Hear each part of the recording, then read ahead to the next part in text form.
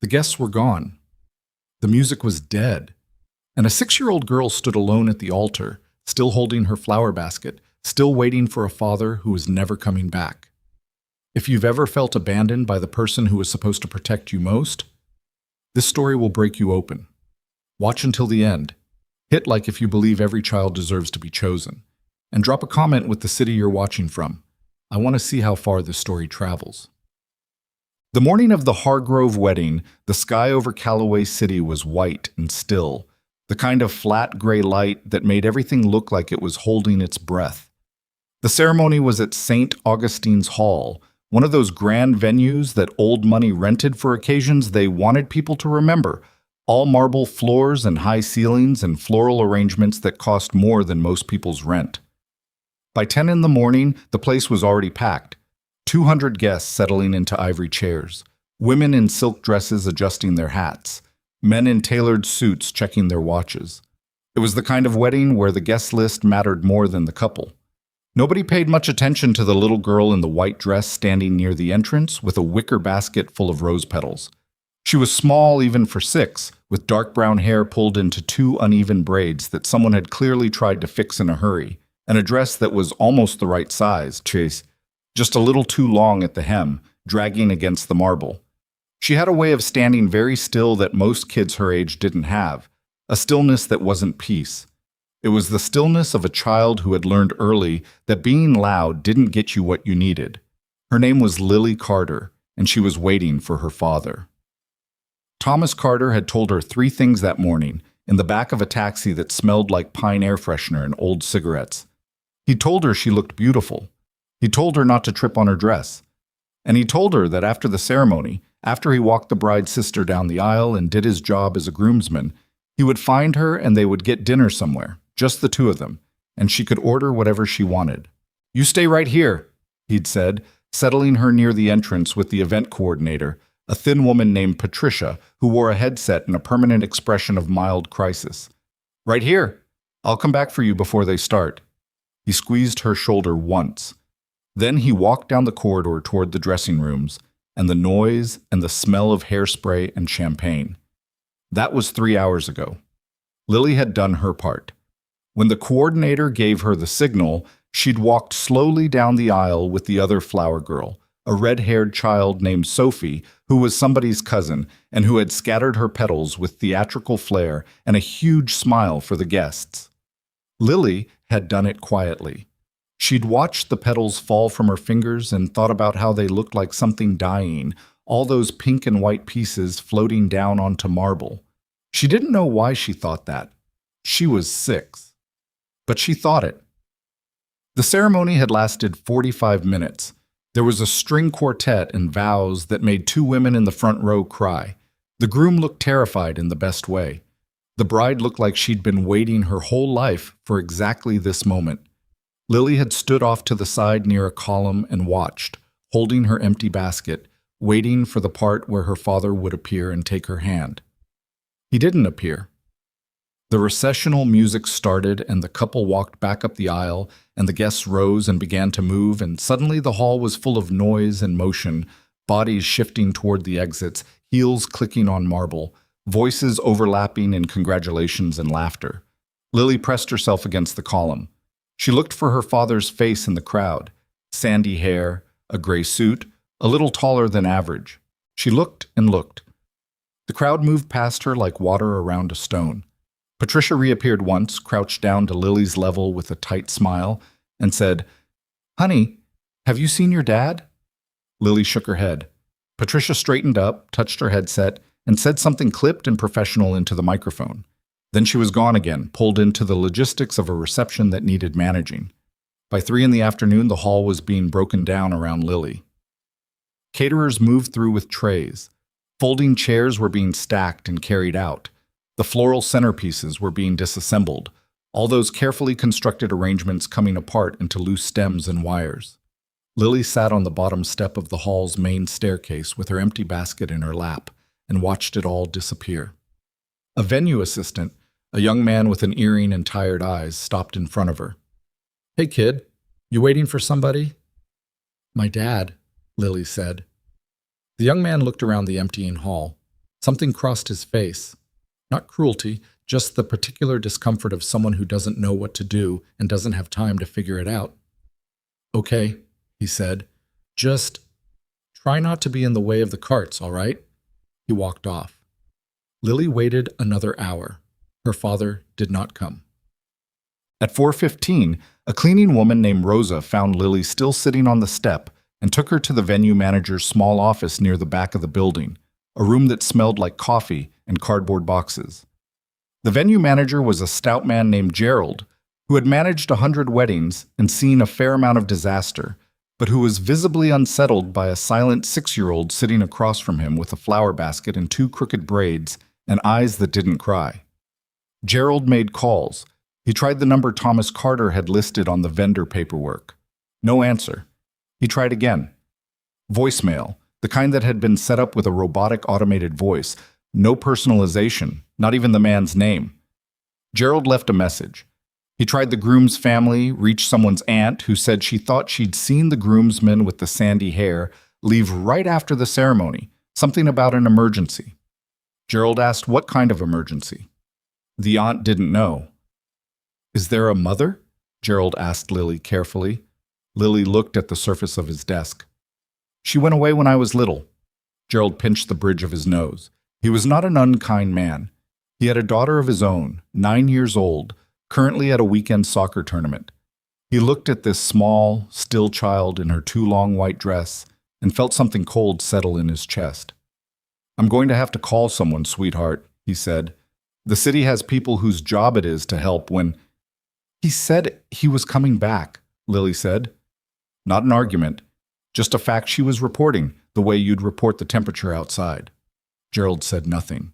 He picked up the phone, but before he could dial, his assistant knocked and said there was some kind of issue with a catering vendor in the parking lot, something about an invoice, and Gerald, who was not a bad man, but who was also a very busy man with 17 things on his plate, told Lily to sit tight just for 5 minutes and went to deal with it. 5 minutes became 15. When Gerald's assistant looked in on the office, the chair was empty. The flower basket was still there. Lily was gone.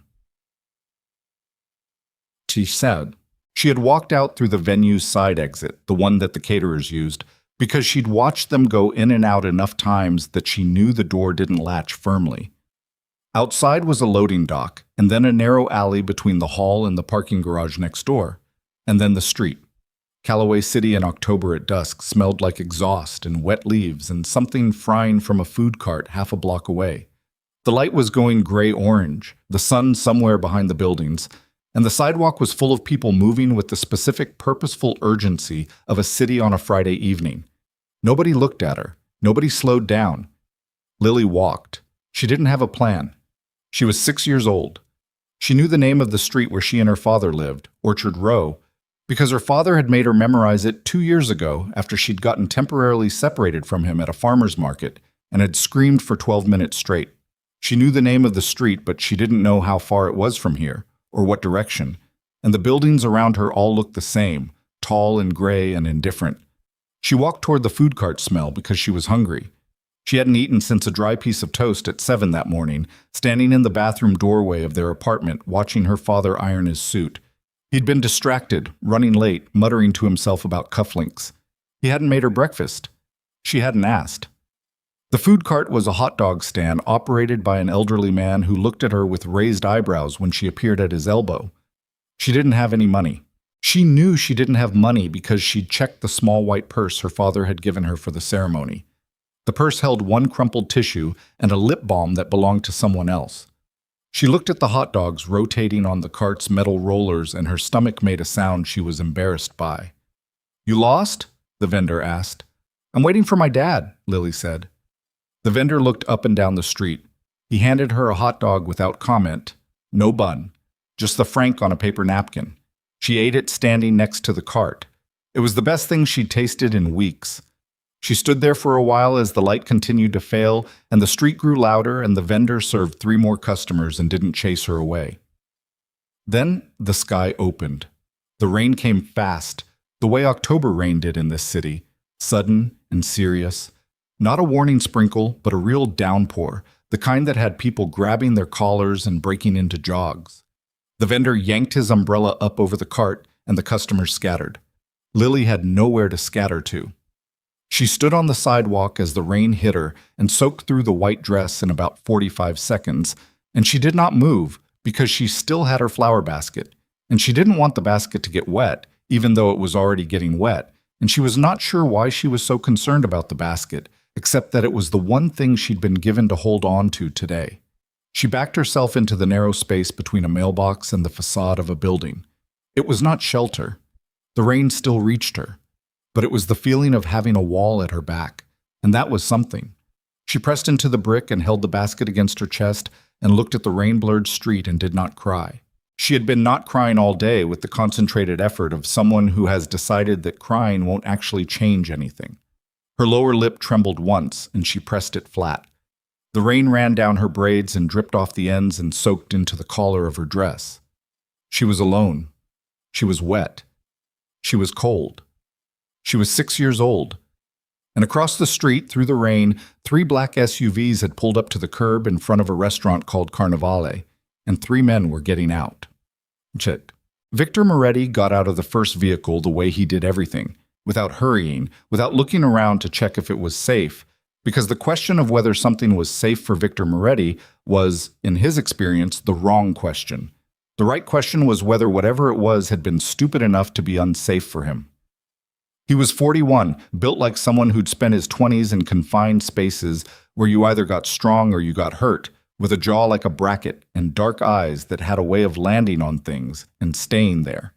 He wore a charcoal overcoat, no umbrella, and the rain didn't seem to bother him. Damien Russo stepped out of the second SUV with a phone to his ear and a face that suggested the call was not going well for whoever was on the other end. He was younger than Victor by 6 years, leaner, with the kind of angular face that photographed well and still managed to look like a warning. He had a reputation for being the one who asked questions before making decisions, which people mistook for patience. It wasn't patience, it was the need to understand exactly what he was destroying and why. Adrian Vale was last. He was the tallest of the 3, broad across the shoulders, with close-cropped dark hair going silver at the temples, and a stillness about him that was different from Lily's stillness. Hers was the stillness of a child trying not to take up space. His was the stillness of a man who had decided a long time ago that he had all the time he needed. He was 43. He had never once in his professional life raised his voice to make a point. The 3 of them were known in Callaway City the way certain weather systems are known. By reputation, by the damage they left behind, by the way certain conversations stopped when their names came up. Victor controlled the city's western districts. Damien ran operations out of the port. Adrian had interests that were quieter and wider and harder to trace. Together, they were not a partnership in any formal sense. No contracts, no organizational chart. But they had been doing business in parallel and occasionally in tandem for 15 years. And in that time, a certain understanding had developed between them, the kind that doesn't require much language. They were having dinner at Carnival tonight because a man named Caruso owed Victor money and had chosen to stop returning calls. And Caruso's brother-in-law managed the kitchen, and the intention was to have a specific kind of conversation about consequences. It was business. Everything was business. Damien ended his call and pocketed the phone and was about to say something to Victor about the Caruso matter when Adrian stopped walking. Victor noticed. He looked at Adrian. Adrian was looking across the street. Victor followed his gaze. The child was almost invisible in the shadows between the mailbox and the building. Just a pale smear against brick, a white dress gone gray with rain, a small dark-haired figure holding something pressed against her chest. You had to be looking carefully to see her. Adrian was always looking carefully. "There's a kid over there," Adrian said. Damien turned to look. His call face dropped. "Where's the parent?" Nobody answered because the answer was obvious. If there was a parent, they'd already be across the street. Victor looked at the girl for a long moment. The rain was coming down harder now. The girl hadn't moved. She was pressed against the wall in a posture he recognized from a different context. The posture of someone who has decided that holding still is the only strategy left available. He'd seen that posture on grown men in rooms with no exits. On a 6-year-old in a soaked white dress on a Friday night in October, it was something else. Go get her, Victor said to no one in particular. Damien looked at him. We have a meeting. Caruso can wait. Victor said it without emphasis, the way he said things he considered settled. Damien looked at Adrian. Adrian was already moving. He stepped off the curb into the rain without adjusting his collar or looking for gaps in traffic. A town car braked sharply for him, and the driver started to honk before seeming to think better of it. Adrian crossed and stopped in front of the girl, crouching down to her level in one smooth motion that somehow didn't look awkward for a man his size. He was good with the physical grammar of non-threat. He'd learned it a long time ago for very different reasons. Hey, he said. Lily looked at him. She assessed him the way children sometimes do, directly, without the social filtering that adults put between themselves and strangers. Just pure information gathering. He was very large and his coat was getting wet, and he had calm eyes. She didn't move. You doing okay? He asked. I'm fine, she said. Her teeth were just starting to chatter. You don't look fine, he said, not unkindly. You look cold. She looked down at the basket she was holding. I'm waiting for my dad. Adrian let that sit for a second. How long have you been waiting? She thought about it with the seriousness of a child doing math. A long time, she said. Victor had crossed the street. He stood behind Adrian, his hand on his upper arm, solid presence without intrusion. He looked down at the girl and something moved across his face. Not sentiment, exactly. Something harder to name, something that started in the chest. What's in the basket? He asked. Lily looked up at him. Flower petals. From the wedding. I was the flower girl. She paused. They're wet now. Victor said nothing. He looked at Damien, who had followed and was now standing in the rain with an expression that Damien himself would have been annoyed to have pointed out. Something unguarded. Something that looked almost like hurt on the child's behalf. Do you know where you live? Adrian asked her.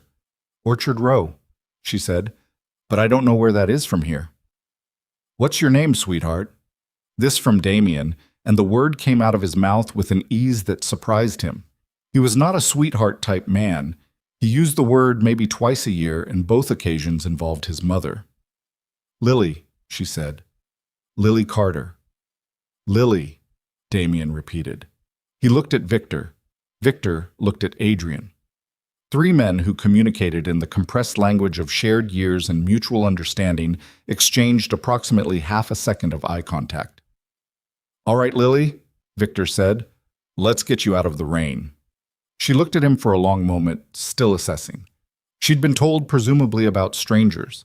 Any reasonable parent would have told her, but a reasonable parent was somewhere else not answering calls, and the rain was getting colder, and something in her, some instinct below language, was doing its own kind of calculation.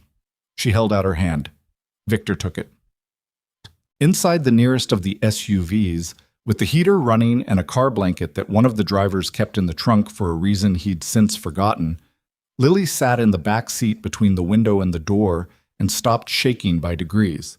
Victor sat across from her. Adrian was outside making a call. Damien had gone into Carnivale to deal with Caruso's brother-in-law because the meeting still needed to happen, and Damien could handle Caruso's situation alone in 20 minutes if he chose to, and he chose to. Victor had a bottle of water and a protein bar that his driver kept in the console. He pressed both on her without comment. She drank half the water in one go and unwrapped the bar and ate it with the methodical seriousness of a child who was hungrier than she'd admitted.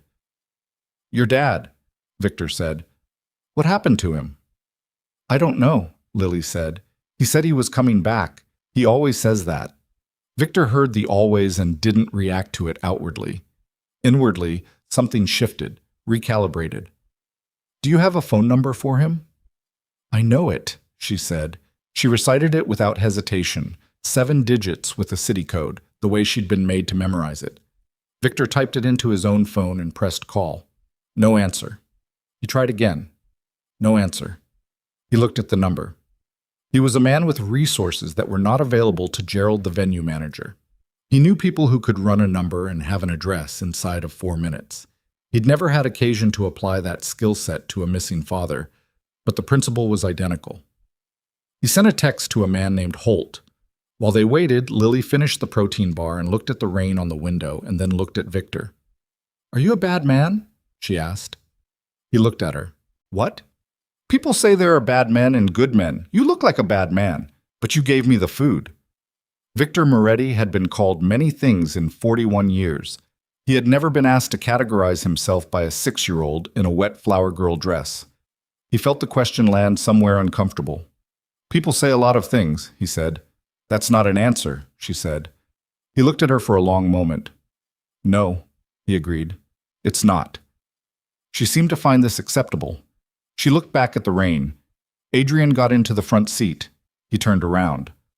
"I ran the address, Orchard Row, apartment 4C, Thomas Carter, 34, 3-year lease." He paused. "2 noise complaints in the past 18 months. Nothing else on file, but—" He stopped. Victor looked at him. "What?" Adrian's jaw tightened slightly. "There are debts, Victor, to people who don't forget them. Doesn't look like Carter was just a bad father. Looks like he ran." Lily was looking out the window. She might not have been listening. She might have heard every word. Victor kept his voice flat. "He left her there on purpose?" "Looks that way." Silence in the car. Damien knocked on the window and Victor lowered it 2 inches. Damien's face was damp with rain and set in a way that meant the Caruso situation had been resolved and he had energy left over that needed somewhere to go. "What's the situation?" Damien asked, glancing at the girl. "Her father's gone," Victor said. Damien looked at Lily. She was still looking at the window, her profile composed, those braids still damp, the blanket pulled up to her chin. Damien said very quietly, with the specific tone of a man who surprises himself, "We're not leaving her here." "No," Victor said. "We're not." The question of what to do with a 6-year-old who had been abandoned at a wedding with no family contact and a father who had apparently dissolved into the city to escape debts that now had no one to chase, this was not a question any of the 3 men had anticipated needing to answer that evening. They were equipped to resolve things by other means. They were not equipped, broadly speaking, for this. Victor's driver took them to a hotel on Meridian Street, one Victor had an arrangement with, where the staff knew better than to ask questions and the suites were large enough to not feel confining. The hotel manager, a careful woman named Mrs. Park, took one look at the small wet girl in Victor's company and arranged for dry clothes from the hotel gift shop, a child's sweatsuit in pale blue, socks, a pair of slip-on shoes 1 size too large, and a room service order that Lily was invited to contribute to. She asked for chicken noodle soup and a grilled cheese. She got both. She ate at the table by the window with the city spread out below her and the rain still going, and she didn't say much. Victor sat across the table and watched her eat. He was not a man who watched people eat. He was not sure what he was doing. Adrian was on his phone in the corridor pulling threads. Damien was doing the same from the suite's secondary room because the Caruso debt was connected to a larger network of obligations that had a shape, and the shape was starting to look like it included Thomas Carter. What they were learning across the next 2 hours was this. Thomas Carter was not just a deadbeat father. He was a man who had borrowed money from the wrong people, specific, identifiable wrong people, some of whom had operational interests that overlapped with Victor's own, and who had decided that the cleanest way to settle the obligation was to disappear. He had apparently been planning it for weeks. He had taken money from a joint account he shared with a now distant cousin. He had given notice at his job 4 days ago and told no one. He had dressed his daughter up in her flower girl dress and taken her to a wedding where she would be in the care of a coordinator and a venue staff, and therefore not immediately at risk. And then he had walked out of a side entrance at 12:15 in the afternoon and gotten into a car that had been waiting for him and that was registered to a shell company with no traceable principals. He had planned this. He had planned to leave his daughter standing at a wedding. Victor sat with that information for a long time. The soup was gone. Lily was working on the grilled cheese with the focused attention of someone who intended to finish it completely. She looked up and caught Victor's eyes and then looked back at her plate. "You knew, didn't you?" Victor said. He hadn't meant to say it out loud, but it came out. Lily considered the question. She picked up the last corner of the sandwich. "I hoped he wasn't going to," she said. "But I kind of knew." He held very still. Why? She put the sandwich corner down. Because he started hugging me a lot more, she said. Like last week. He kept hugging me and telling me I was going to be okay, and he never does that. She looked at the table. When someone tells you that you're going to be okay a lot, it usually means something bad is happening. Victor Moretti had not been destroyed by very many things in his life. He was aware, sitting across from a 6-year-old who had just said the most accurate thing he'd heard in years, that something in his chest was under pressure in a way he was not accustomed to. He said nothing. Adrian came back in from the corridor and stopped when he read the room. He looked at Lily. He looked at Victor's face. He sat down. "Carter's gone," he said. "Off-grid. It's going to take time." "We have time," Victor said. Damien appeared in the doorway. He'd loosened his tie. He was holding a tablet. He looked at Lily, who had returned to her sandwich corner, and then at Victor, and then he just said, "Victor." Victor got up and went to Damien. Adrian followed. In the corridor, Damien turned the tablet around. On it was a document, a legal notice, preliminary and not yet formal, but clear enough. A creditor with ties to the Beretti organization, which operated in the districts directly south of Victor's, had located Thomas Carter's address and, finding Thomas Carter absent, had flagged the remaining asset as a means of recovering the debt. The remaining asset was listed as a dependent minor. Victor looked at the document. He read it twice. His face didn't move. "They're going to take the girl," Damien said. Adrian said nothing. He was reading the document over Victor's shoulder, and his expression was doing something it didn't usually do, going white around the edges. "No," Victor said. "Victor." "No," he said again, and the word had a different weight the second time. The weight of a thing being decided rather than a thing being said. He handed the tablet back to Damien and turned toward the door of the suite. "She's not going anywhere." Damien looked at Adrian. Adrian looked at Damien. Neither of them argued. Inside the suite, Lily had finished her dinner. She had relocated from the table to the large couch, where she had arranged herself with the blanket from the car and her flower basket, which had been dried out with the hotel's towels at her specific request. She was sitting with it in her lap, the empty basket, the paper-dry petals in a small heap, looking at them in the way of a child who is working something out. Victor sat down on the other end of the couch. "You keeping those?" he asked, nodding at the petals. "I don't know," she said. "They're not pretty anymore." "No," he said. She looked up at him. "What's going to happen to me?" He held her gaze. He could give her the comfortable lie, the one adults gave children in situations they couldn't control, the one about things being fine and not to worry.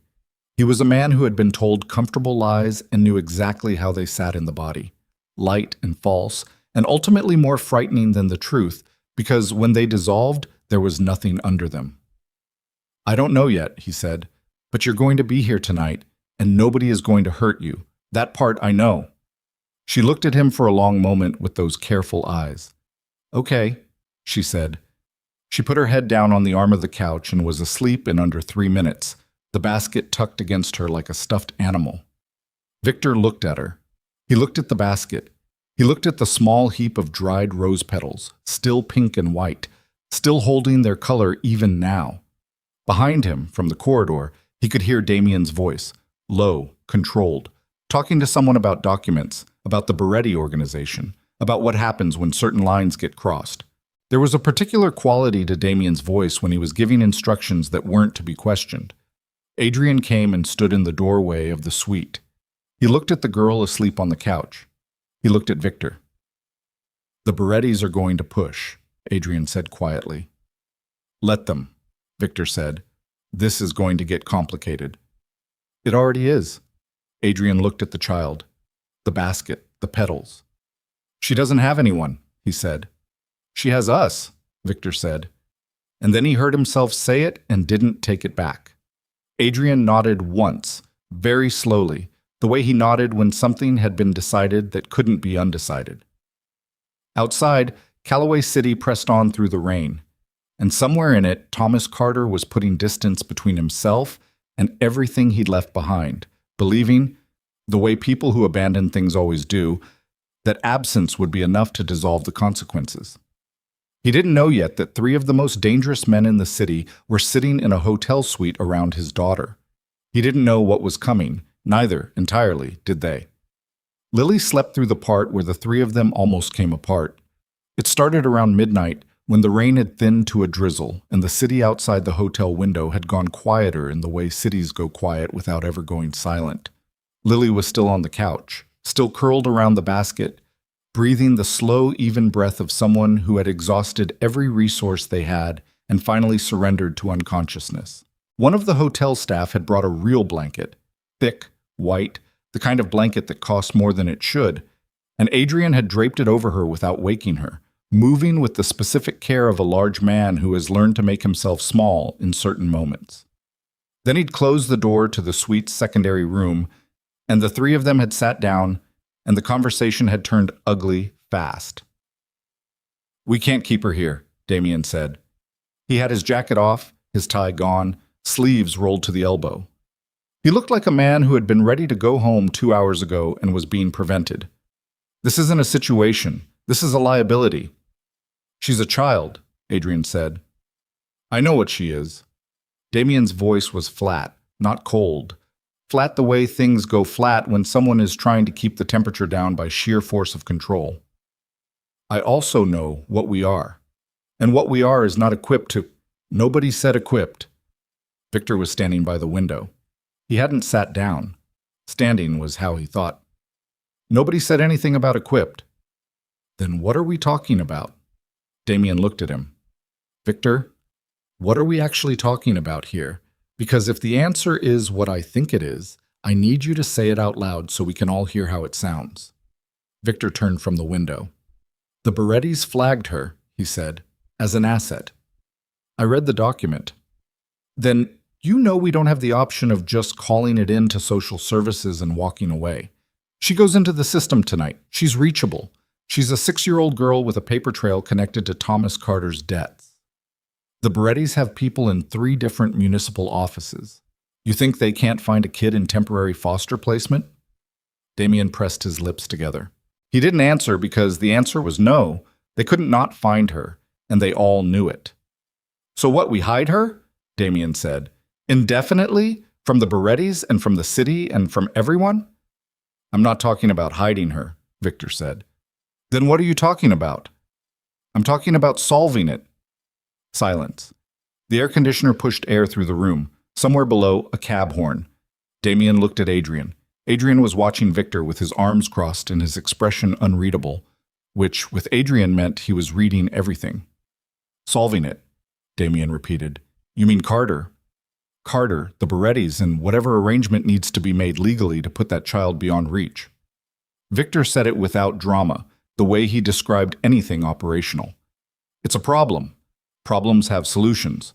We find Carter, we settle his debts, we get her legal protection, and we make sure the Berettis understand that she is not a collectible." Damien laughed, a short, humorless sound. "You're going to war with the Berettis over a flower girl." "I'm not going to war. I'm going to have a conversation." "Your conversations have a body count, Victor." "So do theirs." Victor sat down. He leaned forward, forearms on his knees, and looked at Damien directly. "I need to know where you are on this. Not hypothetically, right now." Damien held his gaze for a long moment.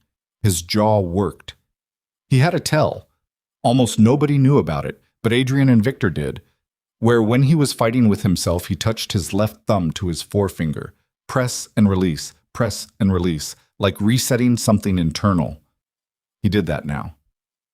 "I'm not walking away from a 6-year-old, he said finally. "That's where I am."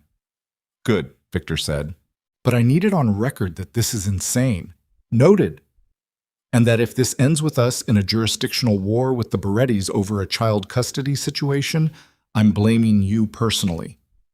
"You can put it on my headstone," Victor said. Damien stood up. "I'm going to call Renata." Victor looked at him sharply. "Renata, she's a family attorney, the best one I know. If we're doing this the right way, and you said we're doing this the right way, we need someone who understands child protective frameworks, emergency guardianship, the works." He picked up his jacket. "Unless you want to handle the legal architecture yourself, In which case, good luck with the bar exam. Victor nodded once. Damien went to the door, stopped. She's going to ask questions. Tell her what she needs to know, which is that there's a child who needs to not be findable by the wrong people, and that we're the wrong people who happen to be on the right side of it tonight. Victor paused. She's heard stranger things from us. Damien left. Adrian stayed. He unfolded his arms and sat down across from Victor in the chair Damien had vacated, and for a moment neither of them said anything. The silence between them was a different quality than the silence with Damien, older, less contested. You know this changes things, Adrian said. Everything changes things. I mean specifically. Adrian looked at the door that separated this room from the suite where Lily was sleeping. Once we start this, we can't uncomplicate it. We can't clean it up later and pretend it didn't happen. Not with the Berettis, not with... He paused. Not with her. Victor looked at him. You think I don't know that? I think you know it, Adrian said. I don't know if you know what it costs. Victor was quiet for a moment. Outside, a siren went by somewhere, rising and fading. He thought about the girl saying, I kind of knew. He thought about the basket. He thought about a 6-year-old doing the arithmetic on her own father's departure and arriving at the right answer weeks before it happened because the hugs stopped feeling like love and started feeling like apology. I know what it costs, he said. I just don't care. Adrian nodded. That was apparently enough for him. He stretched back in the chair, tipped his head back, and closed his eyes. They had a few hours before anything needed to be done. He was going to use them. Victor went back to the window and watched the rain. Morning came gray and cold. Lily woke before any of them, before 6, by the quality of light through the curtains, and lay still on the couch for several minutes, looking at the ceiling, doing what she apparently did upon waking, which was take inventory of where she was and what it meant. Victor knew she was awake because he'd been up since 4:30 and was in the armchair across the room with a coffee that had gone cold, and he was watching the curtains when they shifted from the light change. She sat up. She looked at him. Neither of them said anything for a moment. Are you hungry? He asked. Yes, she said. No preamble. He ordered room service. She asked for eggs and orange juice and a waffle if they had it. They had it. He got coffee. They ate at the table by the window in the early morning quiet, Lily working through her waffle with methodical seriousness, Victor on his second coffee, and it was one of the stranger mornings of his life, and he'd had mornings involving substantially more blood. Where are the other two? She asked. Sleeping? They stayed? Yes. She considered this. Why? He looked at her over his coffee cup. Because they wanted to. She seemed to find this marginally insufficient but acceptable. She returned to the waffle. Are you going to find my dad? She asked, without looking up. We're going to try, he said. What happens if you find him? We talk to him. She looked up then. What kind of talk? He held her gaze.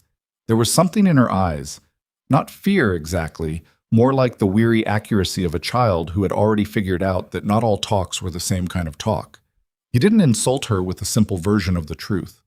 The kind where things get decided, he said. She looked back at her waffle.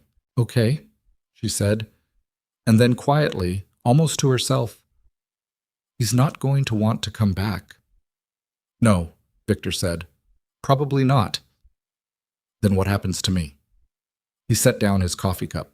He looked at her across the table, this small, precise, 6-year-old person who asked questions like a lawyer and ate waffles, like it was the most important thing happening and had been surviving, he suspected, on the specific skill of accurately reading rooms since before she could read words. We're working on that, he said. But nothing bad. You have my word. She looked at him for a long moment. He was aware, meeting her gaze, that his word was not a small thing to give. He'd broken it to men who deserved it. He'd kept it to men who didn't. He'd never given it to a child over breakfast about her own future. She nodded once and took a bite of waffle. Renata Vasquez arrived at 10 in the morning in a charcoal suit and heels and an expression that said she had handled difficult situations before and expected this to be one of them. She was 46, with silver-streaked hair pulled back tight, and eyes that had the quality of very good instruments, precise, unmoved by what they measured. She'd been Damien's attorney for 9 years. She'd seen enough of his world to have developed an immunity to the texture of it. She had not expected the child. Lily was sitting on the couch with a hotel notepad and a pen, drawing something with the focused concentration of a child who has been told to stay out of the way and is complying in her own terms. She looked up when Renata came in, assessed her in the same direct way she'd assessed everyone, and went back to drawing. Renata looked at Damien. Damien looked at the ceiling briefly. 5 minutes, he said, and steered her back into the corridor. The conversation in the corridor was short and pointed and contained several pauses, where Renata simply stared at Damien with an expression that he later described to Adrian as weaponized silence. "You're asking me to establish emergency guardianship for a minor," Renata said. "Temporary legal protection," Damien said. "Yes." "Guardianship for whom? Which of you?" Damien hadn't gotten that far in his own thinking. He realized, standing in the corridor, that they hadn't discussed it. He said, "All 3 of us," without having planned to. Renata stared at him. "Joint legal guardianship for 3 men with—" She stopped herself. "I'm going to need you to appreciate the complexity of what you're asking." "I appreciate it. Courts don't typically appoint—" "Damien." She lowered her voice. "I need you to understand that a family court judge is going to look at who you are and ask hard questions. So we answer them. Are you prepared for what answering them involves?" "We're prepared to do whatever it takes to keep her safe," Damien said, and again surprised himself with the we and the firmness behind it. "The Berettis have already marked her, Renata. She's connected to Carter's debts on paper. If she goes into the city system tonight, she's reachable. If she's reachable, I understand the stakes." Renata was quiet for a moment, thinking. He could see her doing it, the way she organized information when it came too fast, sorting by priority, by risk, by what could be done first. "I can file for emergency protective custody. It's a temporary measure, 48 hours initially, gives her status as a ward while we build a proper petition. But Victor, you, and Adrian will need to be present and on record. Clean record, assets, demonstrated ability to provide care. All of it goes to the petition." "We have all of that. On paper." "On paper is what courts use." She looked at him for a long moment.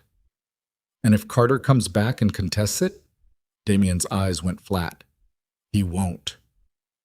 Something in his voice closed off a line of questioning Renata had been about to open. She was a smart woman. She recognized the specific quality of certainty in Damien Russo's voice when he was done discussing a contingency.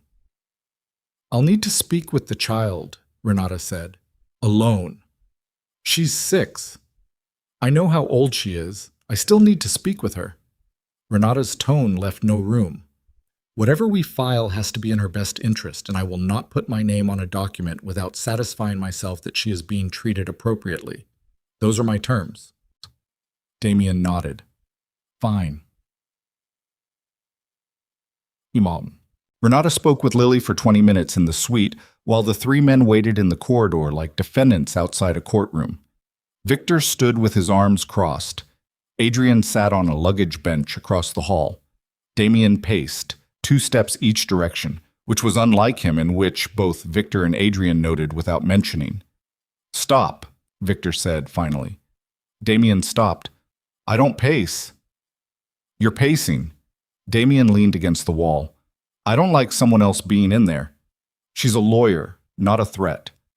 "Everyone's a potential threat," Damien said, and then heard himself and said, "She's a 6-year-old." "Yes," Victor said. "She doesn't flinch," Damien said. He was looking at the door. "Did you notice that? When I walked in this morning, she just looked at me, didn't flinch. Most adults flinch when they see my face first thing in the morning." "You have a confrontational face," Adrian said from the bench. "I have a normal face." "Damien," Victor said with great patience, "you do not have a normal face."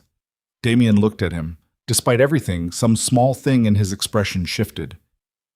"She asked me what my name meant," he said. "This morning when she woke up and I was getting coffee. She said, 'Damien, what does that mean?' Victor waited. I told her I didn't know, Damien said. She said, I think it means something strong. She looked it up on the hotel tablet. She told me it's Greek. It means to tame. He paused. She was very satisfied with that information. Adrian said nothing. Victor said nothing. The door opened and Renata stepped out. She looked at each of them in turn. She's a remarkably self-possessed child, Renata said. She told me she's fine, that the food has been good, and that she would like to know when she can get some different clothes because the sweatsuit doesn't have any pockets, and she finds that impractical. A pause. I asked her if she felt safe. She said yes. I asked her if she wanted to go somewhere else. She said no. Renata looked at Victor.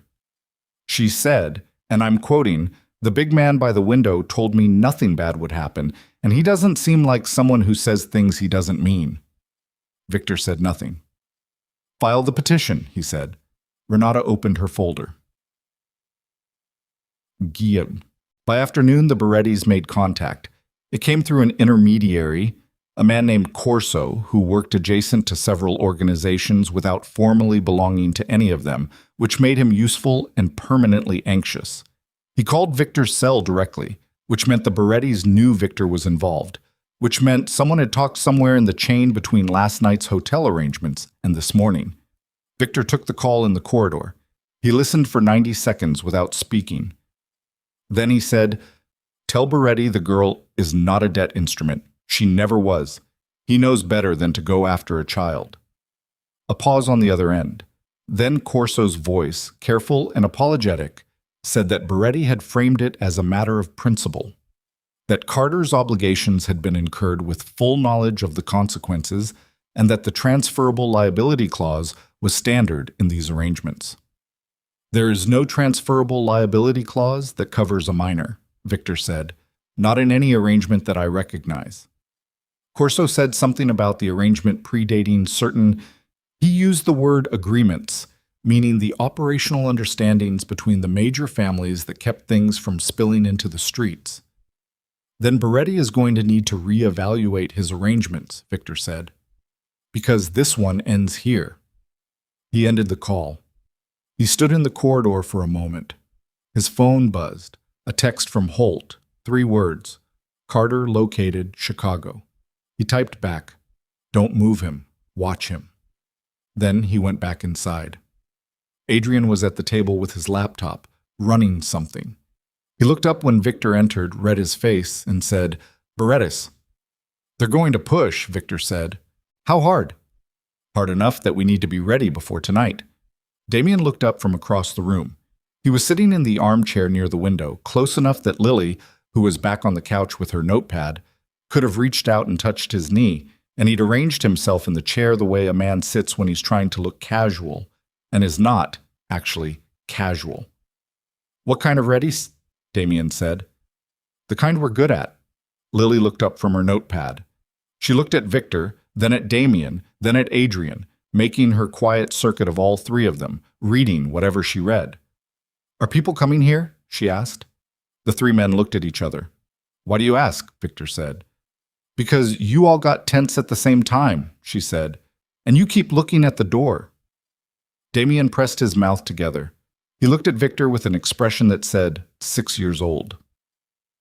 We're going to move to a different place tonight, Victor said, just to be careful. Is that okay? Lily looked at her notepad. At the drawing on it. Victor couldn't see what it was from across the room. Is it safer? She asked. Yes. Okay, she said. She went back to drawing. Damien looked at the ceiling. There was something working in his expression, something that had no name in the vocabulary of his daily life, something that was finding a name for itself slowly, the way water finds a crack. Victor, he said very quietly. I know, Victor said. No, Damien said.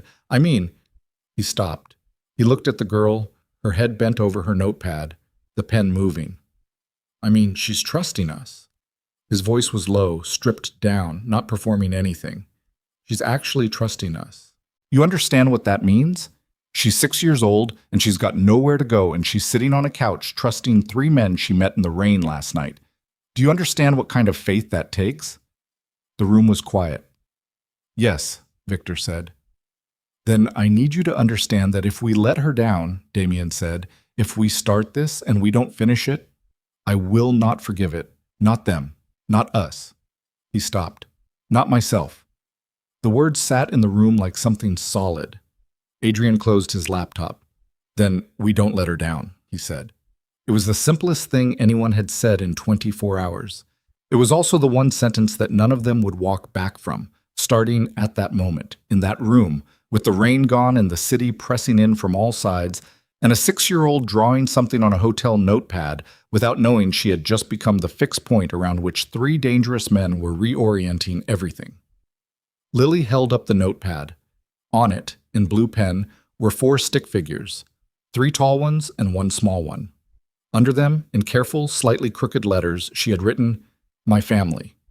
She showed it to them without comment, the way a child presents a fact. Then she put it back on her lap and kept drawing.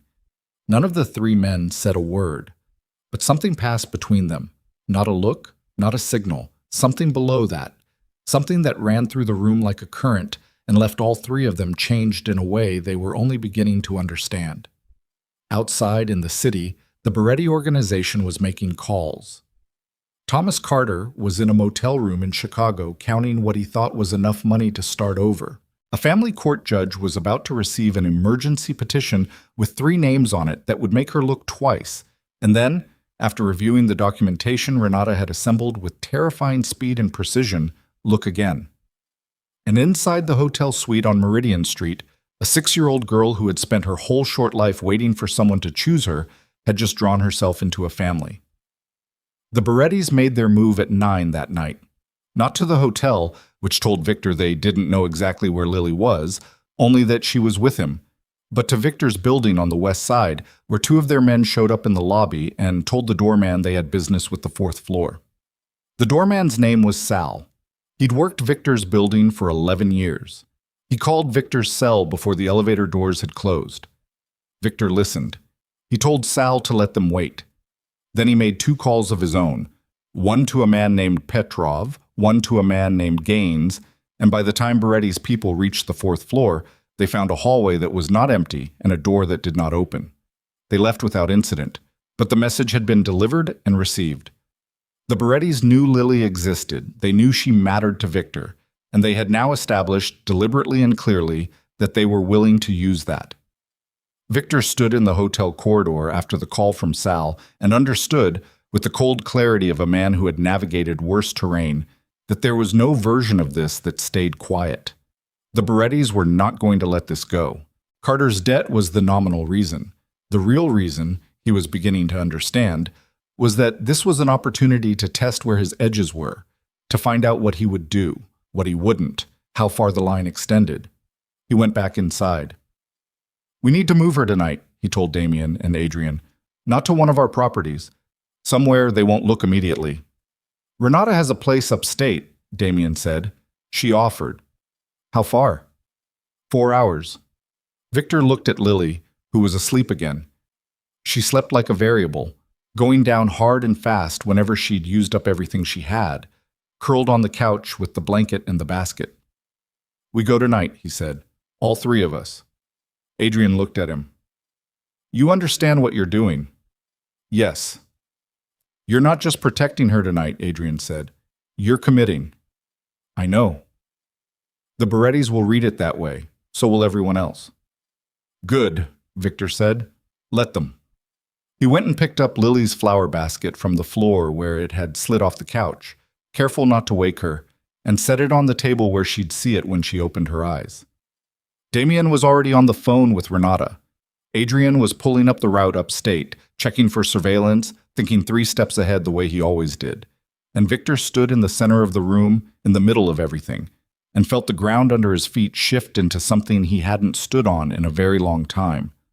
Something that felt uncomfortably and completely like it mattered. The SUVs were ready by 10. They were on the road by 10:15, 3 vehicles moving through the city's dark arteries, Lily asleep across the back seat with her head on the armrest and her flower basket buckled into the seat beside her. Whatever the Berettis were going to do, they would have to come through all 3 of them to do it. And behind them, unseen and uncalculated, a thread was pulling taut. Because in Chicago, in a motel room with thin walls, Thomas Carter was picking up a phone call from a number he didn't recognize, and on the other end was a voice that told him very calmly that his daughter was no longer lost and that he had a decision to make. Carter said nothing for a long moment. Then he said, "Who are you?" And the voice on the other end said, "The wrong people to disappoint." Thomas Carter picked up the phone on the third ring. He'd been sitting on the edge of the motel bed in room 7 of the Lakeview Motor Lodge outside Chicago, a place with water-stained ceilings and a heater that clicked every 40 seconds in a rhythm that was almost but not quite regular. He'd been sitting there for 2 hours with a bottle of cheap bourbon and his phone face down on the nightstand, doing the math on whether the money he had would get him to the next place and how long the next place would last before he needed another next place. He was not a strategic man. He was a man who had spent his entire adult life solving immediate problems by creating slightly more distant ones. When the phone rang, he looked at the number and didn't recognize it. He almost didn't answer. Then something, instinct, dread, the specific intuition of a man who has been running long enough to know when something has caught up, made him pick it up. "Who are you?" he said, after the voice finished speaking. "The wrong people to disappoint," said the voice. It was Adrian Vale's voice, quiet, unhurried, carrying the particular weight of a man who has never needed volume to make a point. Carter's hand tightened on the phone. He stood up from the bed. Sitting felt wrong suddenly, felt like a position of disadvantage. He walked to the window and looked out at the parking lot. 3 cars, a vending machine with a broken light, the dark flat expanse of a highway median beyond the fence. "How did you get this number?" Carter asked. "That's not the question you should be asking right now," Adrian said. "Where's Lily?" "She's safe." A pause, deliberate and measured. "No thanks to you." Carter said nothing. His mouth was dry in the specific way it got when shame and adrenaline hit simultaneously, a taste like copper and sawdust. "What do you want?" he asked. "I want you to listen," Adrian said. "You're going to come back to Callaway City. You're going to sit down with us and you're going to answer questions. And then the people you owe money to, the Berettis, are going to be made aware that your obligation has been resolved. I don't have the money to—" "I'm not talking about money," Adrian said, and something in the way he said it made Carter stop. "I'm talking about information. The Berettis have been running transferable liability clauses into their arrangements for 3 years. We want to know who signed off on extending that to a minor. We want names and documentation. That's what you have that's worth something." Carter was quiet. Outside, a truck passed on the highway, the sound rising and fading like something passing through. "And if I come back?" he said. "We deal with the Berettis. Your debt gets absorbed. You get a clean exit." A pause. "Lily never has to know the details." Carter pressed his forehead against the cold window glass. He could see his own reflection faintly. A gray-suited man no longer in a gray suit, just a man in a wrinkled shirt in a bad motel room, looking at himself in the dark glass of a window in the middle of nowhere. "She's really safe," he said. "Yes," Adrian said. There was no warmth in it, but there was no lie in it either, and Carter had developed over years of dealing with dangerous men a rough competency for detecting the difference. "I'll come back," Carter said. "We know," Adrian said, and ended the call. Botun. Renata's place upstate was a stone farmhouse on 11 acres that she used for what she called working weekends, which meant long stretches of uninterrupted document review and the kind of solitude that city life didn't allow. It had 3 bedrooms, a large kitchen, and a fireplace in the main room that drew well. It also had a security system that Renata had upgraded twice, because she was a woman who understood that her clients' enemies occasionally became her own. Lily woke up when the SUV turned off the main road onto the gravel lane, the tires going from smooth highway to textured crunch. She sat up and looked out the window at the dark trees on either side and said nothing.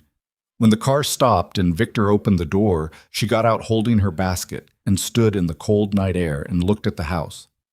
"It's old," she said. "Old things last," Victor said. She considered this. "Like you?" He looked at her. "I'm not that old." You have lines on your face, she said, factually. Those are from thinking too hard. She looked at him with the expression she deployed when she was deciding whether something was true or a comfortable version of it. Then she walked toward the house without further comment. Inside, she was given the smallest bedroom, the one at the end of the hall with a patchwork quilt and a window that looked out at a field. She stood in the doorway and looked at the quilt for a moment, then at the window, then said she needed to brush her teeth. Adrian found a spare toothbrush in the hall closet. She brushed her teeth and put herself to bed with a thoroughness that required nothing from any of them. Victor stood in the hallway outside her closed door for a moment after the light went off. Damien appeared at his shoulder. "She's a remarkable kid," he said quietly. "Don't start," Victor said. "I'm not starting anything. I'm making an observation." Victor turned toward the kitchen, where Adrian was already making coffee.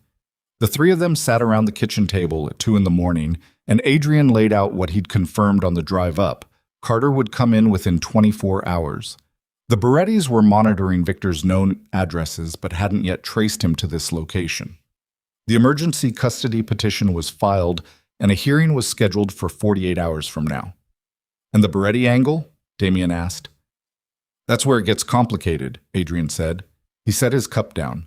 He had a folder on the table, so actual paper, the kind of documentation you didn't put in email. He opened it.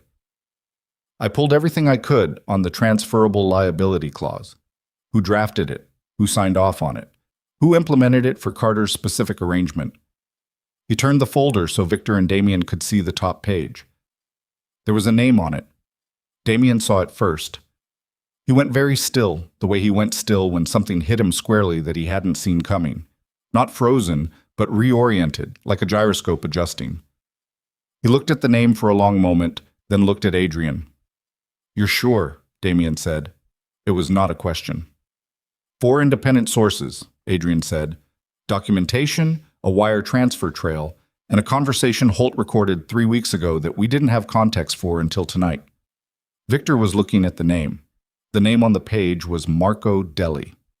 Marco Deli, who had been Victor's operational second for 11 years, who had sat in Victor's office 300 times, who had managed the Western District's financial architecture for the past 6 of those years, who had been in the room, Victor was now calculating with cold precision, for at least a dozen conversations about the Beretti situation in the past 18 months, who had, according to Adrian's documentation, been routing information to the Berettis for at least 2 of those years, who had, specifically and deliberately, structured Carter's debt arrangement with the Berettis using a clause format that he had access to through Victor's own network, a clause that flagged Carter's daughter as an asset in the event of Carter's default. Marco had known about Lily. He had put her name in a document. Victor sat with that for approximately 15 seconds. His face did not move. His breathing did not change. But Damien, who had known him for 15 years, watched his right hand close slowly on the edge of the table and understood that what was happening beneath the stillness was not stillness at all. "Where is he right now?" Victor said. "His apartment," Adrian said. "He doesn't know we have this yet." "Keep it that way until morning."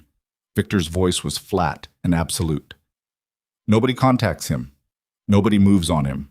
We do this right." Damien nodded. "How deep does it go?" Victor asked. Adrian's expression answered before his words did.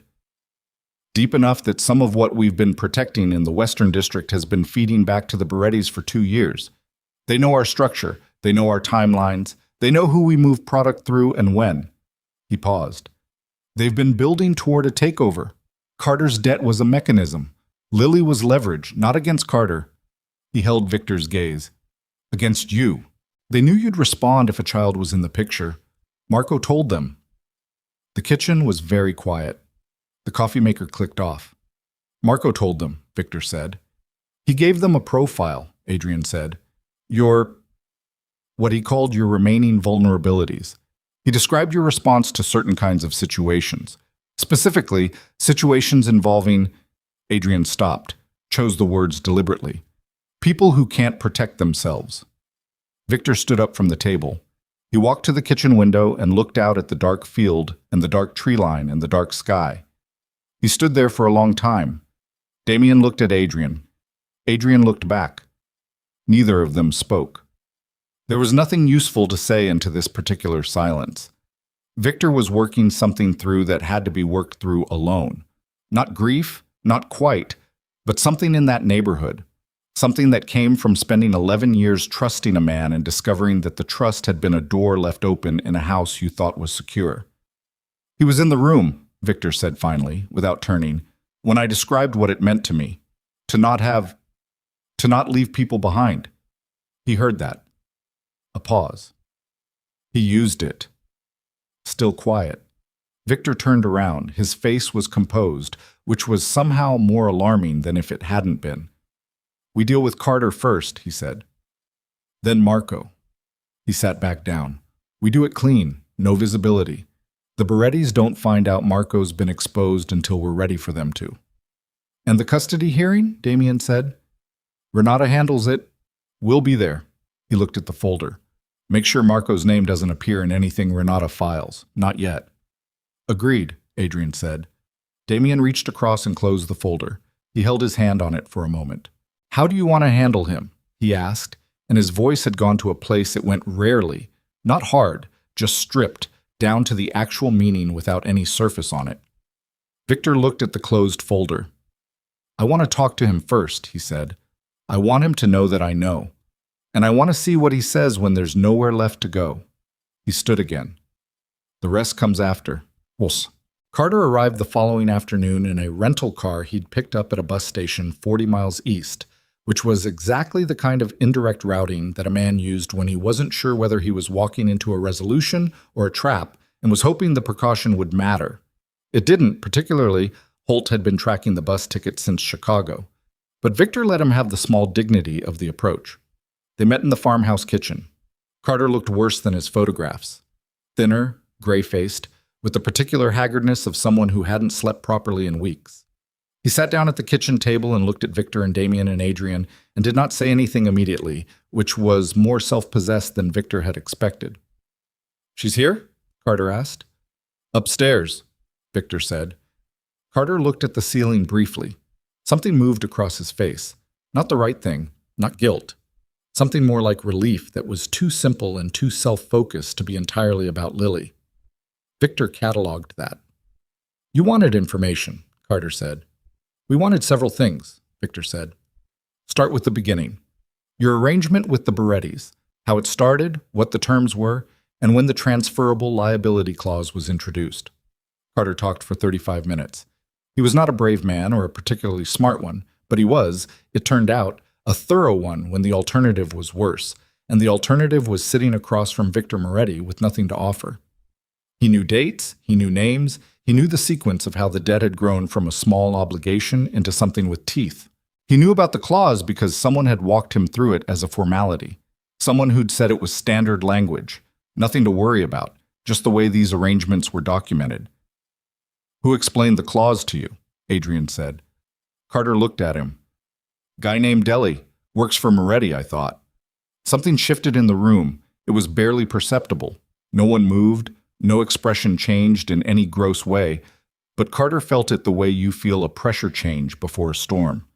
He looked at the three men and understood he had said something that landed differently than he'd intended. Deli came to you directly? Victor said. He approached me 6 months ago, Carter said slowly. Said he knew about my situation. Said he could help structure the arrangement in a way that would give me time. He brought me to the Berettis. I assumed he was acting on your behalf. He looked at Victor. He presented it that way. Victor said nothing. He told me you were aware of the arrangement, Carter said, that you sometimes facilitated these kinds of things, that it was a known channel. The silence in the kitchen had a different quality now. Carter was not a stupid man. He looked at Victor's face and understood, with a cold dropping sensation, that Victor had not known, that whatever Marco Deli had told him was not the truth, that he had walked into something much more complicated than a debt negotiation, and that the complication had a 6-year-old girl attached to it who was currently upstairs. I didn't know about the clause being applied to her, Carter said. His voice had shifted, gone lower, lost its careful composure. When I found out, that was when I ran. Because I understood then what it meant, what they were going to do with her, and I couldn't... He stopped. I couldn't fix it. I didn't have the money. I didn't have anything to offer them. You left her at the wedding, Damien said. His voice was quiet and precise and contained a specific kind of contempt that was more devastating for being undramatic. You dressed her up, and you took her to a wedding, and you left her there, and you drove to Chicago. She was going to be found, Carter said. She was going to be found and taken care of. I knew the venue had staff.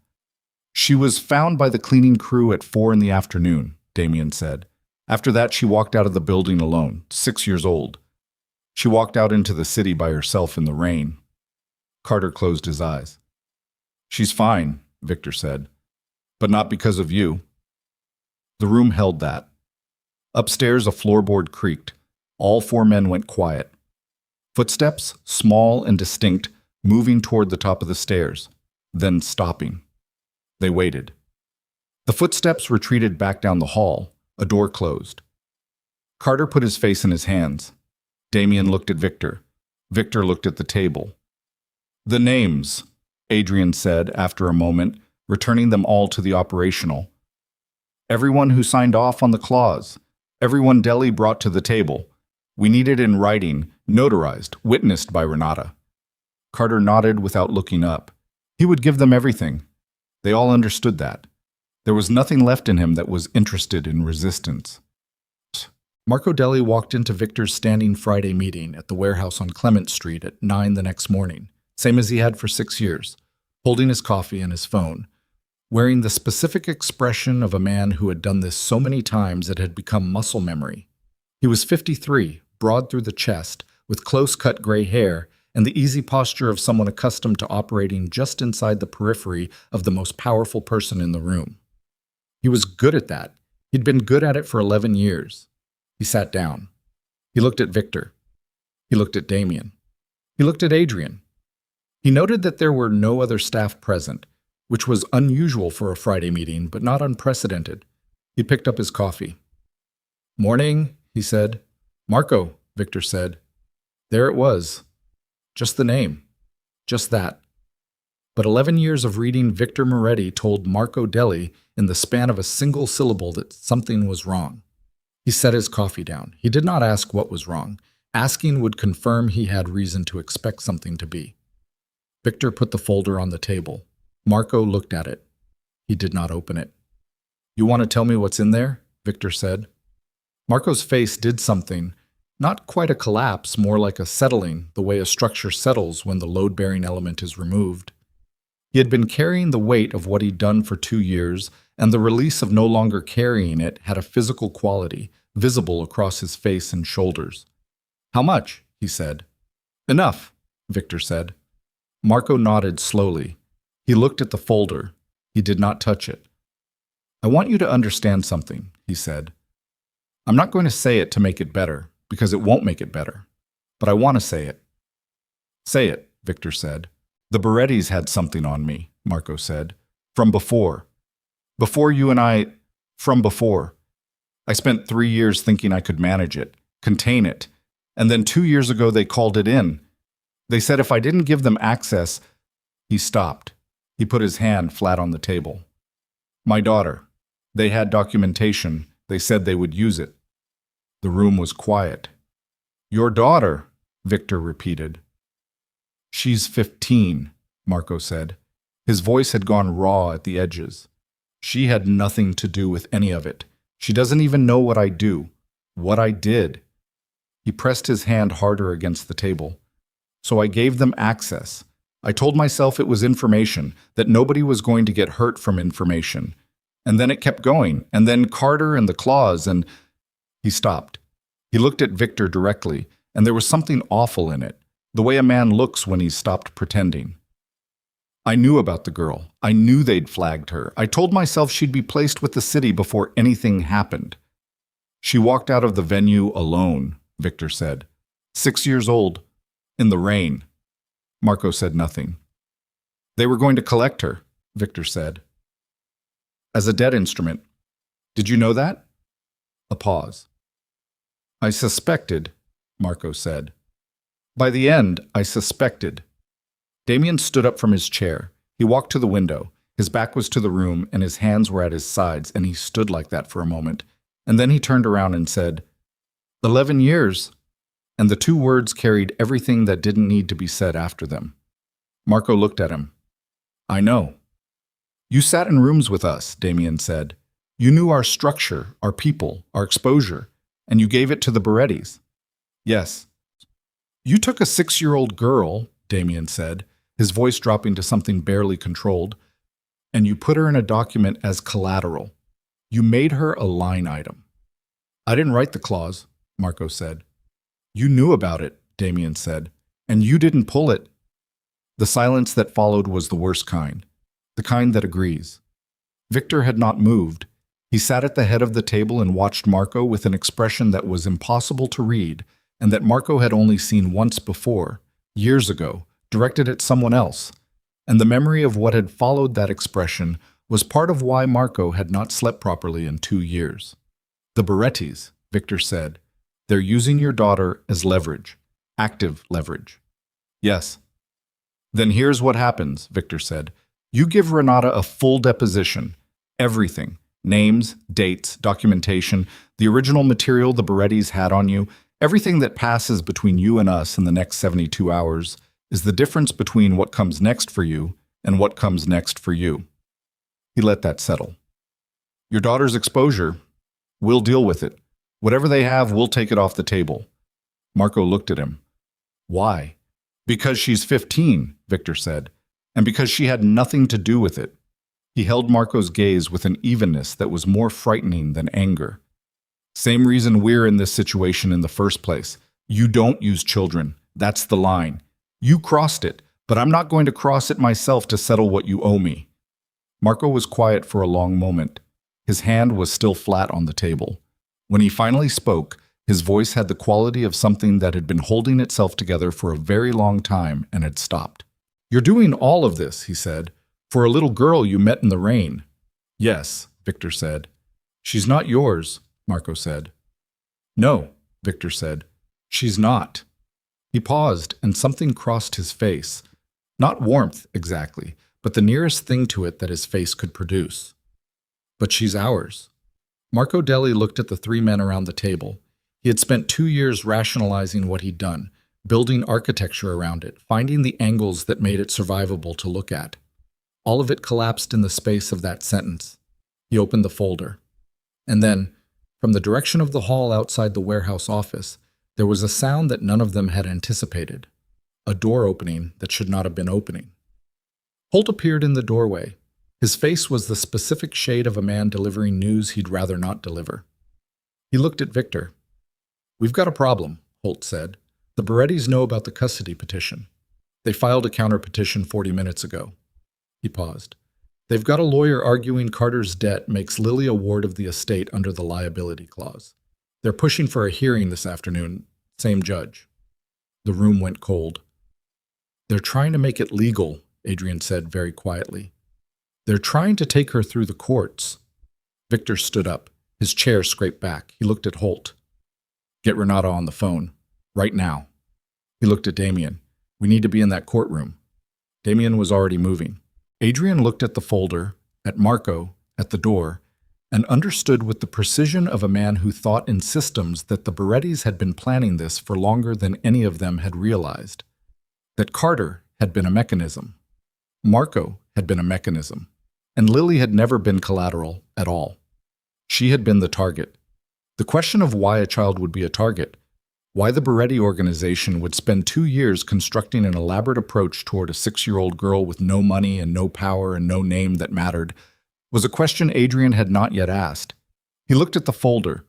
He looked at the name on the custody counter petition that Holt had handed him, and the answer to that question was sitting right there on the page, in the section listing the child's full legal name and parentage, and what it said there changed every single thing Adrian thought he understood about why they were here. Lily Carter was not Thomas Carter's biological daughter. Adrian did not say it out loud immediately. He stood in the doorway of the warehouse office with the counter petition in his hand and read the relevant section 3 times, not because he doubted what it said, but because he was building a complete picture before he spoke, and he needed the picture to be right. In his experience, The worst mistakes came from reacting to incomplete information with the urgency of complete information, and what was on this page was going to change the room the moment he said it. He looked at Victor. "We need a minute," he said. Victor was already moving toward the door, phone to his ear, Renata's number ringing on the other end. He looked at Adrian's face and stopped. He took the phone from his ear. He read Adrian's expression the way he'd been reading it for 15 years, as a precise instrument, not given to false readings. "What?" Victor said. Adrian held out the counter petition. He pointed to the section. Victor took it. He read it. The room was very quiet. Holt stood in the doorway, not moving. Damien, who had been reaching for his jacket, went still. Victor read the section again. Then he set the document on the table with the careful deliberateness of a man who is controlling something that very much wants to not be controlled. "Lily Carter," Adrian said quietly.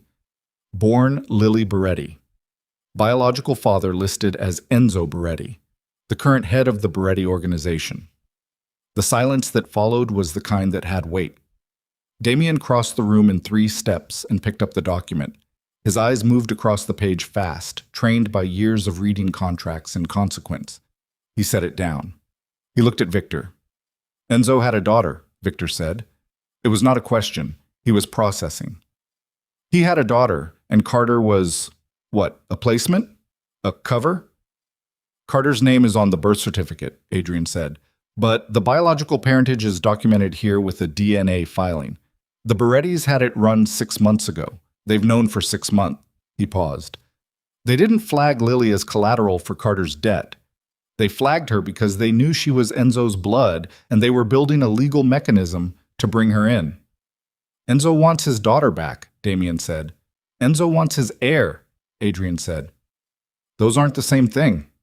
Victor was very still. He was thinking about a 6-year-old sitting upstairs in a farmhouse who had drawn 4 stick figures on a hotel notepad and labeled them "my family." He was thinking about the particular quality of her stillness, a child who had learned to be small because the world around her had always been large and unpredictable. He was thinking about what it meant that she had been placed with Thomas Carter, a man with debts and poor judgment and no real capacity for fatherhood, and why someone would choose to place a child with a man like that. "Who placed her with Carter?" Victor said. Adrian had the answer. "Her mother, a woman named Sofia Reyes. She was connected to Enzo 7 years ago, not married to him, an arrangement. When Sofia found out she was pregnant, she left. She went to Chicago, had Lily, and then spent 4 years putting distance between herself and the Beretti name." He stopped. "She died 3 years ago. Liver failure. Before she died, she transferred custody to Carter, who was a cousin by marriage. No documentation of the biological father. She kept Lily off the radar for 3 years. And then Carter's debt created a paper trail," Damien said. "And Marco fed the Berettis Carter's name," Adrian said. "And they ran it. And they found her." Victor sat down. He put both hands flat on the table and looked at the surface between them. He breathed. In the room, no one else moved. "She doesn't know," Victor said. "No," Adrian said. "Carter, does he know?" "About the biological parentage?" "I don't think so. Sofia wouldn't have told him. The less he knew, the safer the arrangement." Victor looked at Marco Deli, who had been sitting through this with the expression of a man watching a fire spread that he had not intended to start, but had nonetheless made possible. Marco's face had gone completely bloodless. "You didn't know," Victor said to him. "Not absolution. A calibration." "No," Marco said.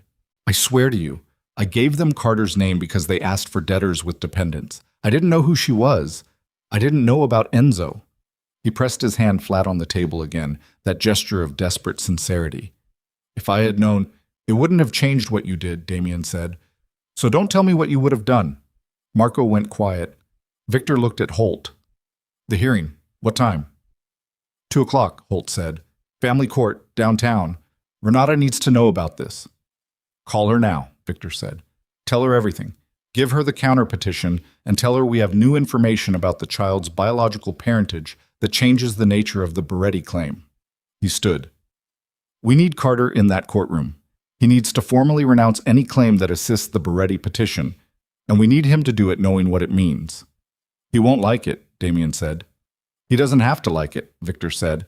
He has to do it. He picked up his jacket from the back of the chair. He looked around the room, at Damien, at Adrian, at Holt, at Marco sitting with his hand on the table and his ruin all around him. Marco, he said. Marco looked up. The material the Berettis have on your daughter, Victor said. Give Holt the details. All of it. Before we leave this room. He held Marco's gaze. You do that, and I give you my word that by tonight it doesn't exist anymore. Marco nodded. He looked like a man who'd been carrying something for so long that the act of setting it down was physically disorienting. Victor turned and walked out. The drive back to Callaway City was 90 minutes that felt like 9. Victor rode in the first SUV with Damien, and neither of them spoke for the first 40 minutes, which was not unusual for them. What was unusual was what the silence felt like. Not comfortable, the way their silences usually were, but pressurized. It was Damien who broke it. Enzo Beretti is going to walk into a family court at 2 o'clock and argue that his biological daughter should be placed in his custody, Damien said. He was looking at the highway.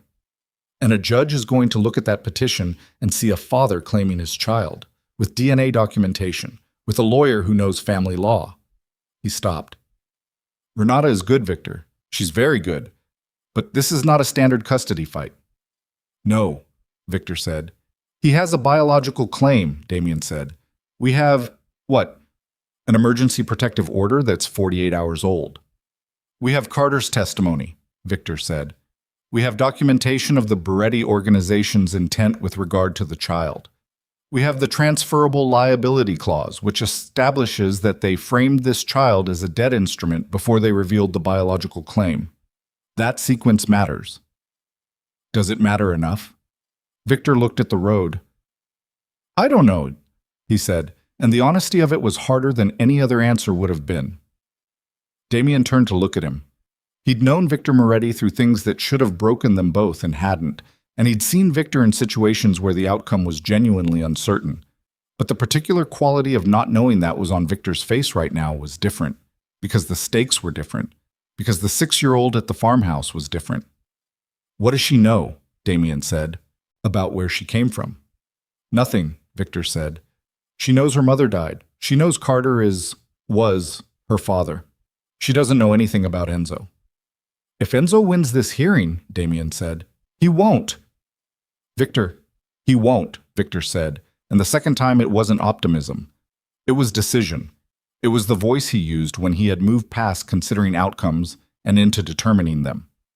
Damien looked at him for a long moment. Then he faced forward. Okay, he said.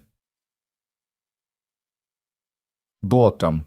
They met Renata outside the courthouse at 1:15. She was standing on the steps in a dark suit with her hair pulled back and her folder pressed against her chest, and an expression that was professional and furious in equal measure, which was a combination Victor had learned to respect. I've read the counter petition, she said, before any of them could speak. I've spoken with Carter. I need 5 minutes with all 3 of you before we go in. They stood on the courthouse steps in the October cold, 4 of them in a tight cluster, and Renata talked fast. Enzo Beretti's lawyer is a man named Cheswick, she said. Calvin Cheswick.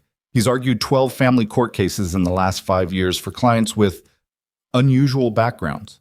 He's won 9 of them. He is very good at making dangerous men look like concerned fathers, and I need you to understand that and not underestimate what we're walking into. She looked at Victor. The DNA evidence is clean. A court-certified lab. Enzo is Lily's biological father. That is a legal fact. What do we have? Adrian said. We have Carter's signed statement renouncing any custody claim that would place Lily within the Beretti household, Renata said. We have documentation of the liability clause and its application to a minor, which I'm going to argue establishes the Beretti organization's intent as exploitative rather than paternal. She paused. And I have the 3 of you. Your petition, your financials, the declaration of intent to provide stable guardianship. Is that enough? Damien said. Renata looked at him. She was not a woman who gave comfortable answers. I don't know, she said. Cheswick is going to stand up in that courtroom and say that whatever the organization's business interests, Enzo Beretti is a biological father who was denied knowledge of his daughter's existence and is now attempting to exercise a legitimate paternal claim. The judge is going to have to weigh that. Against 3 men with our background, Victor said. Yes, Renata said. Against that.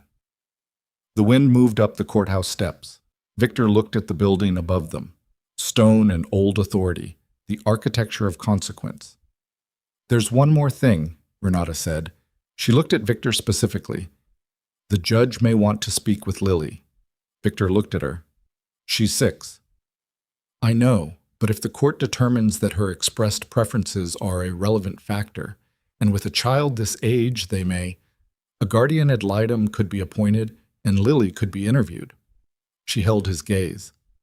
If that happens, what she says matters. What she wants matters. And I need to know, does she know any of this about Enzo, about who her father is? No, Victor said. Then we do not tell her before the hearing, Renata said firmly. That information, delivered wrong at the wrong moment, in a situation this volatile, it could destabilize her in ways that harm her testimony if she's called. She needs to walk in there as herself, which she is very good at. Victor nodded. Let's go, Renata said. But the courtroom was smaller than Victor expected. Pale wood paneling, fluorescent light, a judge's bench that was imposing less by design than by what it represented. The gallery was sparse. 2 men from Renata's office, Holt near the back, and on the other side of the aisle, 3 people Victor didn't recognize in expensive suits, and 1 person he did. Enzo Beretti was 61 years old, compact and silver-haired, with the particular grooming of a man who understood that presentation was a form of argument. He wore a charcoal suit that had been cut for him specifically, and he sat with his hands folded on the table in front of him with a composure that Victor recognized as the same composure he himself used in rooms like this, the composure of a man who had decided the outcome before he sat down. He looked at Victor when Victor came in. Their eyes met across the courtroom and held for a moment. No expression passed between them. None was needed. They had known of each other for years. Adjacent operations, careful distances. They had never had direct cause. Until now. Cheswick was already at the petitioner's table, arranging papers with the confident unhurry of a man on his home terrain. He glanced at Renata and gave her the small professional nod of someone who respects an adversary and intends to beat them anyway. The judge was a woman named Harlow, late 50s, reading glasses pushed up on her head, a face that had heard every version of every argument and had stopped being surprised by any of them.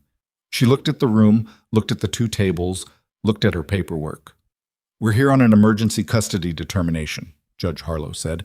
I've reviewed both petitions. This is not a standard proceeding, and I want both counsel to understand that I'm going to ask hard questions and I expect straight answers. She looked at Cheswick. Petitioner goes first. Cheswick stood. He was smooth and precise, and he told a story that was technically accurate in every detail. Enzo Beretti, a man of means and community standing, had recently discovered through DNA testing that a child existed who was his biological daughter, that the child had been placed in inadequate care by her mother without his knowledge, that the child's current situation, in temporary custody of 3 men with no familial connection, was itself a demonstration of the instability she'd been subjected to. He spoke for 12 minutes, and he was very good at it. Then Renata stood. She was better. She laid out the timeline with the precision of someone who had spent the previous 6 hours building it from scratch. The liability clause, dated and documented. The flagging of a 6-year-old girl as a collectible asset, in writing, by the Beretti organization's own financial structure.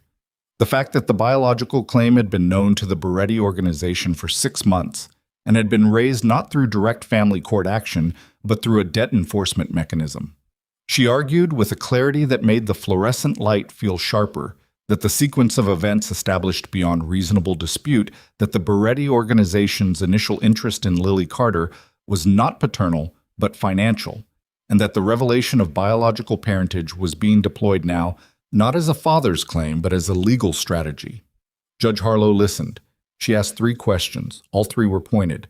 Cheswick objected twice. Both times, Harlow overruled. Then Harlow looked at the three men at Renata's table. "The counter-petitioners," she said. "You're seeking joint emergency guardianship. Tell me why this court should grant that." Victor stood. Renata had coached him. "Keep it short. Keep it factual. Don't perform." "We found her alone in the rain at night," he said. "She was 6 years old and she'd been left at a wedding by the man who was supposed to be her father. She had no food, no shelter, no one looking for her. We took her in." He paused. "We found out the next morning that there were people who wanted to use her as leverage against debts that weren't hers. We spent the next 48 hours making sure that didn't happen." He looked at the judge directly. "I'm not going to tell you we're the most conventional choice for guardianship. I'm telling you that when this child needed someone, we were there, and we intend to keep being there." Harlow looked at him for a long moment over her reading glasses. "Sit down," she said. Not unkindly. She looked at Cheswick. "Your client's DNA claim is documented, and I'm not dismissing it, but I want to address the liability clause directly." She held up a copy of the document. "This is a filing by an entity connected to your client's organization, and it lists a 6-year-old child as a transferable asset.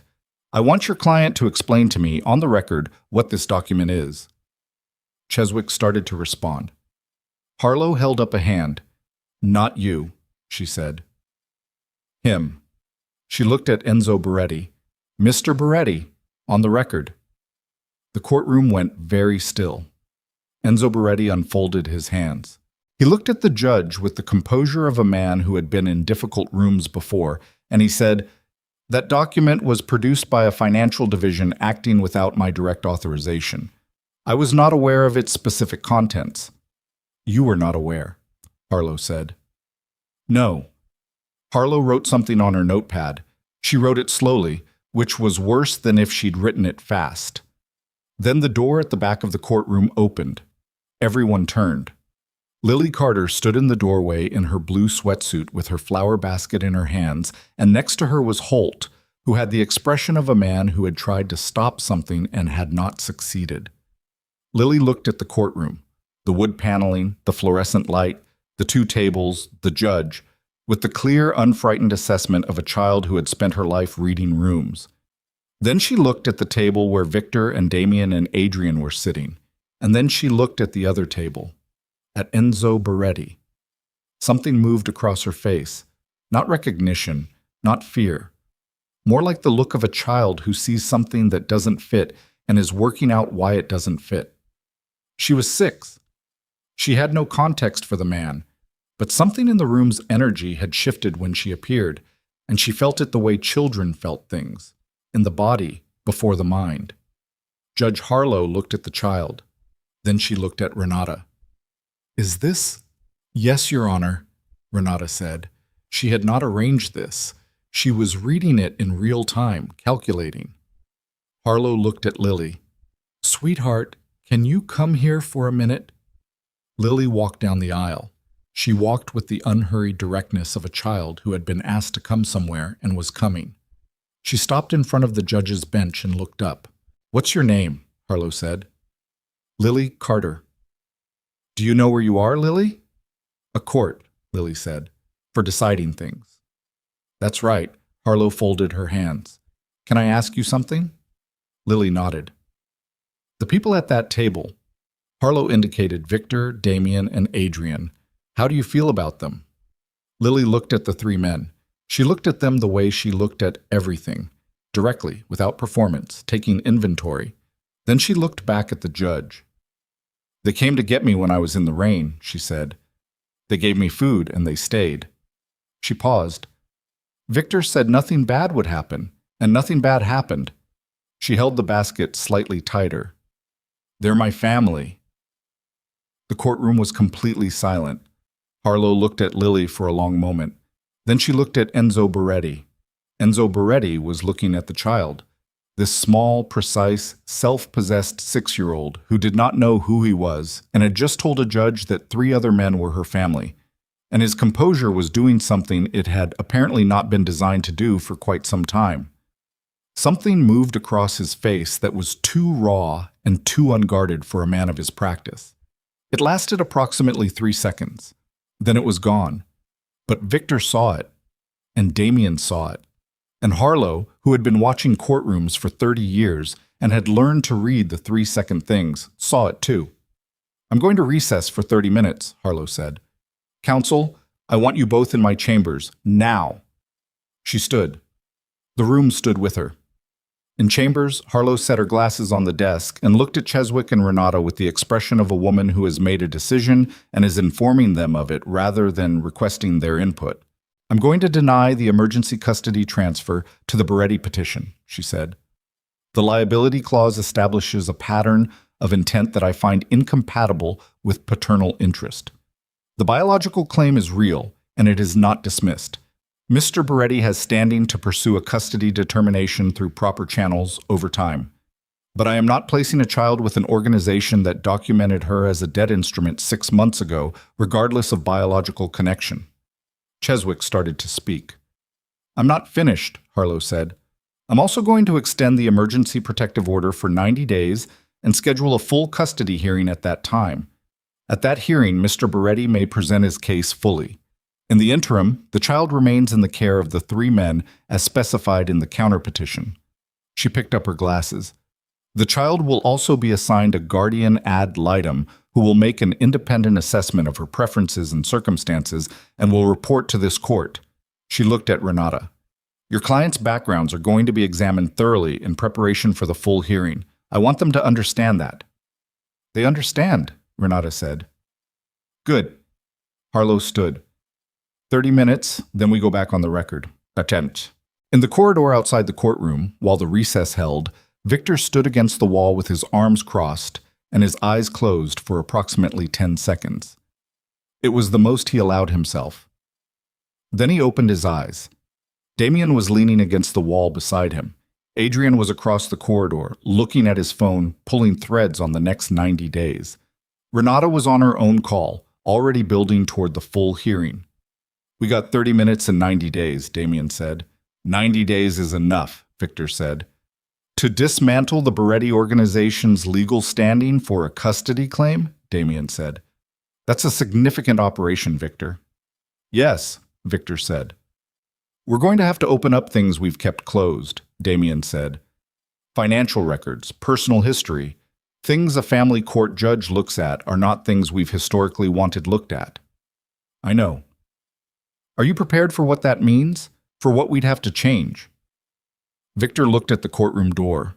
Through it, he knew Lily was sitting with the court clerk that Harlow had assigned to keep her company during the recess. She was probably drawing on something. She drew on everything. "Yes," he said. Damien was quiet for a moment. Then, "Good. So am I." Adrian came across the corridor. He held out his phone. A text from Holt. Victor read it. His jaw tightened. "Enzo's people are outside," he said. "How many?" Damien said. 4, Adrian said. "They're not moving. They're just present." Victor handed the phone back. He pushed off the wall and straightened his jacket. "Then we walk out together," he said. "All 3 of us. And Lily's between us. And they see exactly what they're dealing with." "They already know what they're dealing with," Damien said. "Then we remind them," Victor said. The courtroom door opened. The clerk appeared, and beside the clerk was Lily, her flower basket in her hands, her face composed and alert and carrying, for a 6-year-old, a remarkable amount of weight with a remarkable amount of ease. She looked at Victor. "Are we okay?" she said. He looked down at her. The corridor was bare and fluorescent and not the right setting for the weight of what was being asked. She was asking it anyway, the way she asked everything, directly, without flinching, ready to take the actual answer. "We're not done yet," he said. "But we're okay." She considered this. She held the basket tighter. "Okay," she said. "Then let's go." And Enzo Beretti emerged from a side door at the far end of the corridor at exactly that moment and saw the 3 men flanking a 6-year-old girl who was walking toward him without fear, and something in his face. Enzo Beretti stood at the end of the courthouse corridor and looked at his daughter for the first time. Not a photograph, not a DNA report, not a name on a document. Her, She was small. He had known she would be small. 6 years old, of course she was small. But the knowing and the seeing were different things, and the difference hit him somewhere he had not expected to still have feelings. She had dark hair pulled into two braids that were slightly uneven, and she was wearing a blue sweatsuit that was too casual for a courthouse, and she was holding a wicker basket that appeared to contain dried flower petals. And she was looking at him the way she looked at everything, with complete, unafraid attention, the assessment of a child who had been reading rooms her entire short life. She looked like Sophia. That was the thing he had not prepared for. He had prepared for the legal argument and the custody strategy and the long play of institutional legitimacy. He had not prepared for the fact that his daughter had her mother's eyes, and that seeing them would cost him something he could not calculate in advance. He stood very still. Victor, Damien, and Adrian had stopped walking. They were flanking Lily with the unconscious geometry of people who have decided where they stand, literally and in every other sense. They watched Enzo with the particular watchfulness of men who were ready for whatever happened next without advertising the readiness. Lily looked at Enzo. She looked at him the way she'd looked at Victor in the rain, taking inventory, running her own kind of calculation. She did not know who he was. She felt the room's tension the way she always felt tension, in her spine, a kind of heightened alertness without panic. "Who is he?" she asked. She said it quietly, to Victor, without looking away from Enzo. Victor looked at Enzo. The question of what to say, and when, and how, was the most loaded question of the past 4 days, and it was being asked by a 6-year-old in a courthouse corridor in front of the man it was about. "Someone we need to talk to," Victor said. Lily accepted this. She looked at Enzo a moment longer, then looked up at Victor. "Now?" "Not right now," Victor said. "After." She nodded. She trusted the after. That was the thing that had been true from the beginning and continued to be true. She trusted the after because he had not yet given her reason not to. Enzo had not moved. His 4 men were visible at the far end of the corridor near the building's exit, and they stayed there. Cheswick was behind Enzo, slightly to his left, with the careful non-expression of a lawyer who knows he is in a moment that is not a legal moment. Enzo looked at Victor. "I want to speak with you," he said, "without the hearing, without lawyers." He paused. "Man to man." "About what?" Victor said. Enzo looked at Lily, just for a second, then back at Victor. "About what happens next." Mummed. They used a conference room on the building's 2nd floor, one of the neutral spaces the courthouse made available for exactly this kind of conversation. A room with a rectangular table and 4 chairs and a window that looked out at the parking structure. Renata stood outside the door. Cheswick stood on the other side of the corridor. Damien and Adrian waited in the hall with Lily, who had been given a legal pad and a pen by a sympathetic court clerk and was using both. Inside it was just Victor and Enzo. They sat across from each other. Neither of them had coffee. Neither of them needed the prop. Enzo looked at the table for a moment. Then he looked at Victor. Up close, he was older than he photographed. The silver hair was real. The lines around his eyes were deep, and there was something behind his composure that hadn't been visible in the courtroom. Something tired. "She looks like her mother," Enzo said. Victor said nothing. "Sophia was—" Enzo stopped. He pressed his lips together. "She was the one person who was never afraid of me, from the first day. She looked at me exactly like that child looks at everything." He exhaled slowly. "I didn't know Sophia was pregnant when she left. I want you to know that. I've told it to lawyers, and I've told it on the record, and I don't expect you to believe it, but it's true." "Why did she leave?" Victor said. Enzo's jaw shifted. "Because she was smarter than I was," he said. "She understood what the life would cost a child. She made a choice to protect her daughter from it." He paused. "I spent 2 years being angry about it. Then I spent 4 years not knowing she existed. Then 6 months ago, my people found the DNA connection, and I—" He stopped again. He looked at his hands, folded on the table. "I thought I was doing the right thing, coming for her. A father claiming his child." "You flagged her as a dead instrument," Victor said. 6 months ago, when you found out she existed." Enzo looked up. Something moved in his face. Something that was not quite shame, but was in that neighborhood. That was a mechanism, he said. A legal approach. A way of creating standing. She's 6 years old, Victor said. She's not a mechanism. I know that. Do you? Victor held his gaze. Because the document your organization produced doesn't suggest that. The document suggests she was a resource. A tool. Something to be collected. Enzo's jaw tightened. The document was drafted by people following a protocol. I didn't review the specific language. You didn't review it, Victor said, because you don't review documents about 6-year-olds being classified as transferable assets, because that's not something you expected to encounter. He paused. But it's in your organization's files, Enzo. Your name is on the entity that produced it, and the judge read it. Silence. What do you want? Enzo said. His voice had dropped, lost some of its managed quality. It was the voice of a man who had run out of posture. Victor looked at him for a long moment. He thought about what he wanted. He thought about 4 days ago, standing in the rain across the street from a small, dark-haired girl pressed against a building with a flower basket. He thought about my family, written in blue pen, slightly crooked letters. I want her to be safe, Victor said. I want her to have a home that isn't contingent on debt structures or organizational interests or whatever happens to your situation in the next 5 years.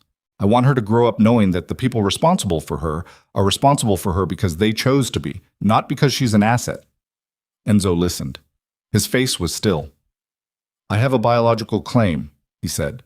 Not as a weapon, almost as a question, as if he was testing whether it still had the weight he'd entered the building with. You have a biological fact, Victor said. A claim is something you build, with time and presence and the specific daily work of being someone a child can count on. He held Enzo's gaze. You haven't done that work. You didn't know she existed until 6 months ago, and in those 6 months you produced a liability document and hired a lawyer. That's not a claim. That's a strategy. Enzo looked at the table. A long silence moved through the room. She doesn't know who I am, Enzo said. No. Is she... He stopped, started again. Is she okay? From everything. Victor looked at him carefully. The question was asked differently from everything else Enzo had said. Without the management, without the architecture of a prepared position. It was just a question. She's more okay than she should be, Victor said. She's the most self-possessed 6-year-old I've ever encountered. She reads a room better than most adults I know. He paused. She's been doing it her whole life because she's had to. Enzo received that. His face did something quiet with it. I'm going to drop the custody petition, he said. Victor went still. Not because I'm conceding the legal argument, Enzo said, because... He stopped. He looked at the window, at the parking structure, at the flat gray October sky above it. Because Sophia made a choice to protect her from this life, and she was right to. And if I walk into that courtroom and I win, then I've undone the one thing Sophia did that was completely right. His voice had gone to something rougher, less finished. I won't do that to her. Victor was quiet for a long moment. She'll know the truth eventually, Victor said, about who she is, where she came from. I know. We won't hide it from her. When she's old enough to understand it, she'll know. Enzo nodded. He unfolded his hands and folded them again. He stopped. I'm not asking for anything. I have no right to ask for anything, but if she ever... He didn't finish the sentence. If she ever wants to know you, Victor said, that will be her choice, when she's old enough to make it. Enzo looked at him. Something passed across his face, not gratitude exactly, something more complicated, the expression of a man who has been given something he didn't earn and knows it. He nodded once. He stood, he straightened his jacket. He picked up nothing from the table because he'd brought nothing in. At the door he stopped. Take care of her, he said. It was not a request in any organizational sense. It was what it sounded like. A father saying the only thing he had left to say. Yes, Victor said. Enzo walked out. The hearing reconvened 20 minutes later. Cheswick informed Judge Harlow that his client was withdrawing the counterpetition. Harlow looked at him over her reading glasses with the expression of a woman who had seen dramatic pivots before and was not performing surprise. She noted the withdrawal on the record. She extended the emergency protective order to 180 days and scheduled the full guardianship hearing. She looked at Victor, Damien, and Adrian. "Gentlemen," she said, "you have 6 months to demonstrate to this court that the arrangement you're proposing is in this child's best interest. I want financial documentation, character references, a home assessment, and I want the guardian ad litem's report on my desk 30 days before the hearing. I want you to understand that the bar for joint guardianship of this nature is not low." "We understand," Renata said. "I wasn't asking your attorney," Harlow said. She looked at Victor. "I'm asking you." Victor held her gaze. "We understand," he said. Harlow looked at him a moment longer, then she made a note and closed her folder. "Court is adjourned," she said. Outside on the courthouse steps, the October air was cold and clean, and the sky had gone from flat gray to the pale blue that sometimes appeared in the afternoon when the cloud cover broke. Lily stood between Victor and Damien and held her basket and looked at the street below. "Are we going home?" she said. Home. The word landed on all three of them differently and the same way simultaneously. "We need to find you one," Victor said. "A real one. With your own room." Lily looked at him. "With pockets," she said. "What?" "The sweatsuit doesn't have pockets," she said. "I need pockets." Damien pressed his hand over his mouth briefly. Adrian looked at the sky. "You'll have pockets," Victor said. She seemed satisfied. She started down the steps. The next 6 months were not easy. Victor had told Damien they were going to have to open up things they'd kept closed, and he'd been right, and the cost of that was real. The home assessment required documentation of living arrangements, financial stability, professional background. The financial documentation revealed things that required restructuring, legal consultation, and in 2 cases the quiet dissolution of arrangements that couldn't survive the light of a family court filing. Damien spent 40 hours with Renata and a tax attorney untangling structures that had been built for opacity and rebuilding them for visibility. Adrian closed 3 accounts and opened legitimate holding entities with transparent ownership. Victor sat with a background investigator hired by the guardian ad litem for 6 hours and answered questions about his past with the specific, difficult honesty of a man choosing accountability over protection for the first time in a significant way. It was not without cost. 2 business relationships ended. One long-standing arrangement with a man in the Port District dissolved badly and required Damien to spend a week managing the fallout. The Western District structure changed in ways that meant less money and more exposure for a period of time that nobody could comfortably project. None of them stopped. Lily lived at Victor's apartment on Meridian Street, a 6-bedroom place that had always felt like too much space for one man and now felt like not quite enough, in the way that a space feels not quite enough when it's actually being lived in. She had the room at the end of the hall, the one with the window that looked over the street, and she had pockets in every item of clothing that was purchased for her because she had made the requirement clear, and Damien had made it his specific mission to ensure it was fulfilled, in a way that none of them would have predicted, and all of them found entirely logical in retrospect. She started school in November at the public elementary 3 blocks away. She made one friend in the first week, a girl named Carla, who was also small and also precise, and who had an opinion about everything, which meant they either got along perfectly or didn't get along at all, and they got along perfectly. She came home from her second day with a drawing of herself and Carla, and wrote both their names underneath in careful letters. She put it on the refrigerator.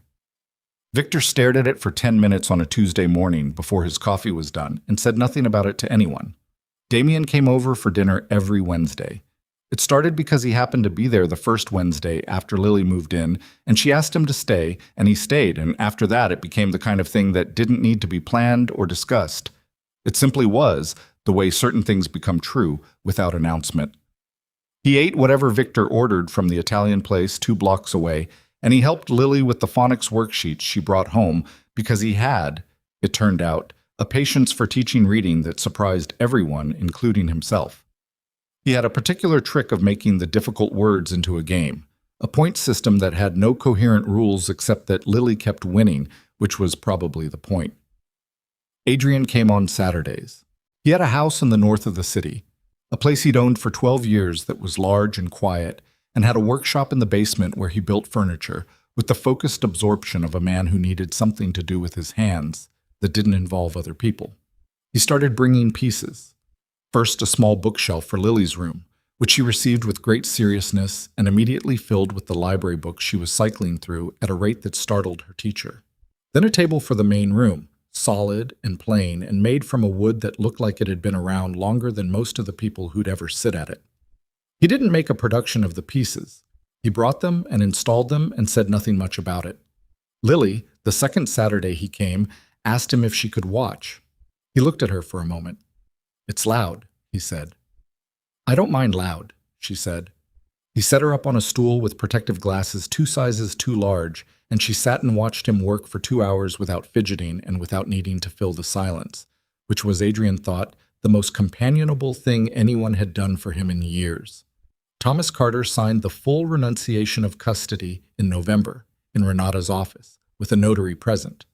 He was clean and shaved, and he looked like a man who had made a decision to be a slightly better version of himself, which was imperfect but true. He did not ask to see Lily. Victor thought about this for a long time afterward, whether it was cowardice or a form of mercy, or something in between, and did not arrive at a firm conclusion. Lily, at some point in December, asked about him. "Thomas?" she said. They were at the kitchen table after dinner, her with a library book, Victor with paperwork he wasn't looking at. "Is he okay?" "Yes," Victor said.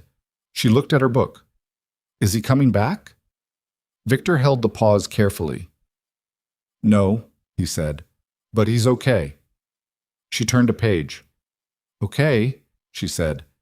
And then, a moment later, "I kind of knew." He looked at her. She was already reading. Marco Deli's situation resolved in the way these things resolved. Not cleanly, not without damage. He gave Renata a full deposition. He gave it to the district attorney's office as well, in a cooperation arrangement that was the kind of thing that changed the shape of a life in both directions simultaneously. He was not a free man afterward, in various senses, but the material the Berettis had held on his daughter was retrieved and destroyed, thoroughly and without trace, by people whose names did not appear on any document related to the matter. Marco was informed of this by Adrian in a brief phone call 3 weeks after the courthouse. He said nothing for a long moment, and then said thank you, and Adrian said you're welcome, and that was the last time they spoke. The Beretti organization's exposure from Marco's deposition, combined with the documentation of the liability clause, and 2 related financial instruments that Renata's office had quietly shared with appropriate parties, resulted in a federal inquiry that was still preliminary at the time of the guardianship hearing, but that had given the Beretti organization's legal team sufficient concern to make the question of Lily's custody a significantly lower priority than it had been 3 months earlier. Enzo Beretti did not appear at the guardianship hearing. His lawyer filed a formal notice of non-opposition. The guardianship hearing took place on a Tuesday in April. The courtroom was the same one. Judge Harlow was at the same bench. The light was the same fluorescent light, but outside the windows the sky was different. April sky, pale and new, the kind that suggested the year had turned a corner. Renata presented the documentation, the home assessment, the financial records, the guardian ad litem's report, which was thorough and professional, and concluded that Lily Carter was thriving in her current arrangement, that she was developmentally on track, socially engaged, emotionally stable, and that her expressed preference, elicited across 4 separate conversations with the ad litem, was consistent and clear. The guardian ad litem, a soft-spoken woman named Dr. Park, who wore reading glasses on a chain and had the bearing of someone who had spent 30 years listening to children carefully, was asked by Judge Harlow to summarize Lily's stated preference. Dr. Park looked at her notes. Lily was asked who she considered her family, Dr. Park said. She named Victor, Damien, and Adrian. She was asked how she felt about them. She said, and I'm quoting directly, they showed up. She was asked what she meant by that. She said, when you need someone and they show up, that's family. The rest is just people who know your name. Dr. Park looked up. She's 6 years old. She said that at 6 years old. The courtroom was quiet. Judge Harlow wrote something. She wrote it slowly, as she had before, and again the slowness was not neutral. Then she looked at the 3 men. I've reviewed all documentation provided, she said. I've reviewed the Guardian ad litem's report in full. I've considered the unusual nature of this arrangement and the legitimate questions it raises. She paused. I've also considered that a child was left alone in a rainstorm and 3 men chose to go back for her. That's not nothing. That's in fact the whole point. She set down her pen. Joint legal guardianship is granted. The order is effective immediately and permanent, subject to annual review for the first 3 years. She looked at Renata. Your clients are now this child's legal guardians. I trust they understand what that means. They do, Renata said. Harlow looked at the 3 men one more time. Something was happening on her face. Not quite a smile, more the expression of a person who has seen enough of the wrong outcomes that a right one registers physically. Take care of her, she said. Yes, Your Honor, Victor said. Outside the courthouse, on the same steps, in the April light, Lily stood with her basket. She still had it.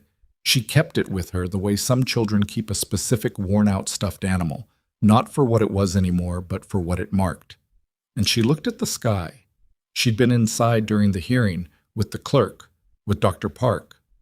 When Renata came out first and told her, she had listened to the words, and then she had looked at Renata with those careful eyes and said, Is it real? It's real, Renata said. Lily had nodded. She'd picked up the basket. She'd walked out. Now she stood in the April light between the 3 of them.